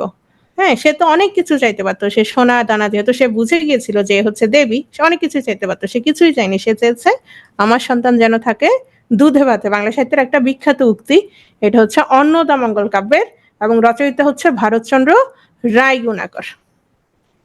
তাহলে অন্নদামঙ্গলের কিছু প্রবাদ প্রবচন একটু খেয়াল করো। নগর পুরিলে দেবালয় এরাই না, মন্ত্রের সাধন কিংবা শরীর পাতন, করিতে বাঘের দুধ মেলে, টাকা পয়সা থাকলে সবই হবে, জননী জন্মভূমি জননী স্বর্গের গরিয়সী। আচ্ছা, এটা আরেকটা, এটা একসাথে হয়ে গেছে। বাপে না জিজ্ঞেসে মায়ে না সম্ভাষে, যদি দেখে লক্ষ্মী ছাড়া, বাঘের বিক্রম সম মাঘের শিশির, করিতে আচ্ছা এটা দুইবার হয়ে গেছে, করিতে বাঘের দুধ মেলে। চলে আসছি কালিকা মঙ্গল। তো কালিকা মঙ্গলে কি হবে? দেবী কালীর মাহাত্ম্য বর্ণনামূলক কাব্য হবে, এবং কালিকা মঙ্গল কাব্যের আরেকটা নাম হচ্ছে বিদ্যা সুন্দর। আমরা বিদ্যা সুন্দর কোথায় পেয়েছিলাম? একটু আগে ভারতচন্দ্রের তোমার অন্নদামঙ্গলে পেয়েছিলাম, তাই না? বিদ্যা ও সুন্দরের প্রেম কাহিনী হচ্ছে কাব্যের প্রধান উপজীব্য। যদিও বলা হয়ে থাকে যে এখানে কালিকা মঙ্গলে দেবী কালীর মাহাত্ম্য বর্ণনা মূল বিষয়, আসলে সেটা না, এখানে মূল বিষয় হচ্ছে বিদ্যা এবং সুন্দরের প্রেম কাহিনীটাই এটা হচ্ছে এটার প্রধান উপজীব্য। কালিকা মঙ্গলের আদি কবি হচ্ছে কবি কঙ্ক। আর বিদ্যা সুন্দর কাব্যের অন্যান্য রচয়িতা যারা, শ্রীধর কবিরাজ, সাবিরিদ খান, এটা আসে মাঝে মধ্যে, হ্যাঁ, গোবিন্দ দাস, রামপ্রসাদ সেন, নামগুলো জাস্ট চোখ বুলাবা আর কিচ্ছু না। আর যেটা রেড মার্ক করা সেটা অবশ্যই ভালো করে দেখবা। রামপ্রসাদ সেন উনি হচ্ছে কালিকা মঙ্গলের বিশিষ্ট কবি। রাজা কৃষ্ণচন্দ্র তাকে কবিরঞ্জন উপাধি দিয়েছিল। এই নামটা সাবিরিদ খানের পাশাপাশি এই রামপ্রসাদ সেন নামটা মনে রাখবা। অন্যান্য মঙ্গল কাব্য এখানে খুব সংক্ষেপে জাস্ট চোখ বুলানোর জন্য, এগুলো থেকে সহজে আসে না, তারপর একটা ধারণা রাখার জন্য, যদি আসে হয়তো পেরেও তো যেতে পারো। এজন্য শিবায়ন এই কাব্যে হচ্ছে স্বয়ং শিবই হচ্ছে নায়ক, এবং কবি হচ্ছে রামেশ্বর ভট্টাচার্য। খেয়াল করো, রামেশ্বর ভট্টাচার্য। আর আদি কবি হচ্ছে নিত্যানন্দ চক্রবর্তী। আমরা দুটো নাম দেখলাম। শীতলা মঙ্গল, এটার কবি হচ্ছে বল্লভ মানিকরাম গাঙ্গুলি। দুজনের নাম পেলাম। ষষ্ঠী মঙ্গল, উনি একজন লৌকিক দেবী, এবং শিশুর অক্ষয়িত্রী রূপে ষষ্ঠী দেবীর কল্পনা করা হয়েছে। কবি হচ্ছে কৃষ্ণরাম দাস, তারপর হচ্ছে রুদ্ররাম শঙ্কর, দরকার নাই। শারদা মঙ্গল, একটু এটা মনে রাখো, বিদ্যা এবং চারুকলার অধিষ্ঠাত্রী দেবী শারদা বা সরস্বতীর কাহিনী অবলম্বনে শারদা মঙ্গল রচিত। আর কবি হচ্ছে দয়ারাম, তার কাব্যের নাম হচ্ছে শারদা চরিত্র। তাহলে এখানে আমরা অন্যান্য মঙ্গল কাব্যের মধ্যে দেখলাম কি কি? শিবায়ন, শীতলা মঙ্গল, ষষ্ঠী মঙ্গল, আর হচ্ছে শারদা মঙ্গল। এখন আসো, মঙ্গল কাব্যের যে গুরুত্বপূর্ণ চরিত্রগুলো এতক্ষণ আমরা পড়েছি সেগুলো আমি একসাথে বলি, একটু খেয়াল করো। মনসা মঙ্গলের উল্লেখযোগ্য চরিত্র হচ্ছে মনসা দেবী, সনকা, সনকা হচ্ছে মূলত চাঁদ সদাগরের ওয়াইফ, নেতা ধোপানি, লক্ষিন্দর, বেহুলা। লক্ষিন্দর হচ্ছে চাঁদ সদাগরের ছোট ছেলে, বেহুলা হচ্ছে তার স্ত্রী। ধর্মমঙ্গলের উল্লেখযোগ্য চরিত্র রাজা হরিশ্চন্দ্রের কাহিনী। এখানে আমরা দুটো ভাগ পাচ্ছি, একটা হচ্ছে রাজা হরিশ্চন্দ্রের কাহিনী, আর একটা হচ্ছে লাউ সেনের কাহিনী। রাজা হরিশ্চন্দ্রের কাহিনীর মধ্যে রাজা হরিশ্চন্দ্র, রানী মদনা, লুইচন্দ্র বা লুইধর, আর লাউ সেনের কাহিনীর মধ্যে হচ্ছে কর্ণসেন, লাউ সেন, লঞ্চাবতী। আচ্ছা, চণ্ডীমঙ্গলের উল্লেখযোগ্য কাহিনী কালকেতু, ফুল্লরা, ভারদত্ত, মুরাইশিল, এই চারটা। বণিক খণ্ডের মধ্যে ধনপতি সদাগর, লহনা, খুল্লনা, এই তিনটা। অন্নদাতে ঈশ্বরী পাটনি, আগে বলেছি, হীরামালিনী, মানসিংহ, ভবানন্দ, এটুক মনে রাখো। মধ্যযুগের সবচেয়ে প্রতিবাদী নারী চরিত্র হচ্ছে ফুল্লরা। ফুল্লরা কেন? কারণ ফুল্লরা তোমার কালকেতু যখন শিকার করে, তখন একদিন তোমার যে বনের যে পশু পাখি আছে তারা তোমার দেবীর কাছে বলে যে আমাদেরকে তো মানে প্রতিদিন শিকার করে ধরে নিয়ে যাচ্ছে, আপনি আমাদের বাঁচান। তখন একদিন দেবী যেটা করে যে সব পশু প্রাণী, পশু পাখি যা যা আছে সবগুলোকে আলাদা করে সে নিজে একটা গধিকা রূপ ধারণ করে। তখন তোমার কালকেতু কোনো শিকার না পেয়ে এই গধিকাকে ঘরে নিয়ে আসা, ঘরে নিয়ে আসার পর সে একেবারে একজন ষোড়শী নারীর রূপ ধারণ করে বসে থাকে। ফুল্লরা সে দেখে তো মানে একদম রাগ হয়ে যায়, সে ভাবছে যে কালকেতু অন্য কোনো মহিলাকে ঘরে নিয়ে আসে। তখন সে সোজা চলে যায়, তাকে অনেকভাবে বুঝায় যে এই ঘরে তুই কেন আসছিস, কোনো লাভ নাই, এটা অভাবের ঘর, এই সেই। এরপর সে সোজা চলে যায় কালকেতুর কাছে যে তুমি অন্য কোন মহিলাকে ঘরে ধরে আনছো। হ্যাঁ, তো এই যে ফুল্লরা, সে হচ্ছে সবচেয়ে প্রতিবাদী নারী চরিত্র, আর প্রতিপ্রাণা চরিত্র হচ্ছে বেহুলা। ওকে, মধ্যযুগের সবচেয়ে ষড়যন্ত্রকারী বা খল চরিত্র হচ্ছে ভারুদত্ত, আর ঠক চরিত্র হচ্ছে মুরারিশিল। এগুলো আমরা মনে রাখবো। আরো যেটা মনে রাখবো, মানে এতক্ষণ পর্যন্ত আমরা যা পড়েছি সেগুলো পড়তে পারো বা না পারো, এই স্লাইডটা অবশ্যই একটু দেখবা। মনসা মঙ্গলের আদি কবি কানাহরি দত্ত, শ্রেষ্ঠ কবি হচ্ছে বিজয়গুপ্ত। চরিত্র হচ্ছে এটা অলরেডি পড়েছি, বলবো না। চণ্ডীমঙ্গল আদিকবি মানিক দত্ত, শ্রেষ্ঠ কবি হচ্ছে মুকুন্দরাম চক্রবর্তী। অন্নদামঙ্গল আদিকবি বা শ্রেষ্ঠ কবি যেটাই বলো ভারতচন্দ্র রায়। ধর্মমঙ্গলের আদিকবি হচ্ছে ময়ূর ভট্ট, শ্রেষ্ঠ কবি হচ্ছে ঘনরাম চক্রবর্তী। শিবমঙ্গল রামকৃষ্ণ রায় আর রামেশ্বর ভট্টাচার্য। কালিকামঙ্গল আদিকবি হচ্ছে কবিকঙ্ক আর শ্রেষ্ঠ কবি হচ্ছে রামপ্রসাদ সেন। এটার মধ্যে এই তিনটা মাস্ট মনে রাখতে হবে, মনসা, চণ্ডী আর অন্নদামঙ্গল, এই তিনটা মাস্ট মনে রাখতে হবে। আর এখানে আসো, এটা কি জিনিস? এটা হচ্ছে মাহবুবুল আলমের যে বইটা, এখানে তোমার মনসামঙ্গল, কালিকামঙ্গল, শিবায়ন অথবা ধর্মমঙ্গল কোন কোন লেখক লিখেছেন, কোন কোন শতকে সেটা লিখেছেন, এখানে সেই নামগুলো আছে। এটা আসলে অতিরিক্ত পড়া, এটা দরকার নাই, আমি এরপরও দিয়ে রেখেছি, দেখে নিবা। কেন? জঙ্গকাব্যের নিয়ে একটা প্রশ্ন আসছে যে নিচের কোন কবি যুদ্ধ কাব্যের রচয়িতা নয়। এখন তুমি যদি একসাথে পেয়ে যাও যে মনসামঙ্গল কাব্য কে কে রচনা করেছে, চণ্ডীমঙ্গল কাব্য কে কে রচনা করেছে, কালিকামঙ্গল কে কে রচনা করেছে, তাহলে তুমি বুঝতে পারবা যে আসলে কে চণ্ডীমঙ্গলের রচয়িতা নয় অথবা কে মনসামঙ্গলের রচয়িতা নয়, যদি আসে আর কি। অথবা উল্টোও তো আসতে পারে যে কে মনসামঙ্গলের রচয়িতা অথবা কে চণ্ডীমঙ্গলের রচয়িতা, কোন কবি, এভাবেও আসতে পারে। যাই হোক, এটা একটু চোখ বুলে নিবা, আর কিছু না। এতটুকুই হচ্ছে আমাদের আজকের পড়া। এতটুকুই হচ্ছে আমাদের আজকের পড়া। আমরা কি কি করলাম? প্রথমত অন্ধকার যুগ, অন্ধকার যুগের কিছু সাহিত্যকর্ম, খুব অল্প, যেগুলো হচ্ছে তোমার সংস্কৃত বা প্রাকৃত ভাষায় লেখা, সেগুলো কোনটাকে লিখেছেন, কোনটাতে কি আছে বা কোনটার উপজীব্য কি, এটা। তারপর পড়লাম কি শ্রীকৃষ্ণ কীর্তন কাব্য। শ্রীকৃষ্ণ কীর্তন কাব্য কোথায় পাওয়া গিয়েছে, কে পেয়েছে, এটার মূল ভাব কি, মূল উপজীব্য কি। হ্যাঁ, তারপর এটা হচ্ছে তোমার নায়ক নায়িকাকে। শ্রীকৃষ্ণ কীর্তন কাব্যের পর আমরা পড়লাম হচ্ছে সরাসরি মঙ্গল কাব্য। মঙ্গল কাব্য আমরা বেশ কিছু মঙ্গল কাব্য পড়েছি, এবং এখানে আমরা মূল যে বিষয়গুলো পড়েছি সেটা হচ্ছে আদিকবি, তারপর হচ্ছে তোমার শ্রেষ্ঠ কবি, তারপর হচ্ছে বিভিন্ন গুরুত্বপূর্ণ চরিত্র। এই বিষয়গুলো হচ্ছে আমরা পড়েছি। এতটুকু আজকের পড়া। আগামীকাল যে এক্সামে এগুলোই থাকবে, এই টপিকগুলোই থাকবে আগামীকাল এক্সামে। ঠিক আছে, ভালো থাকো সবাই, আল্লাহ হাফেজ।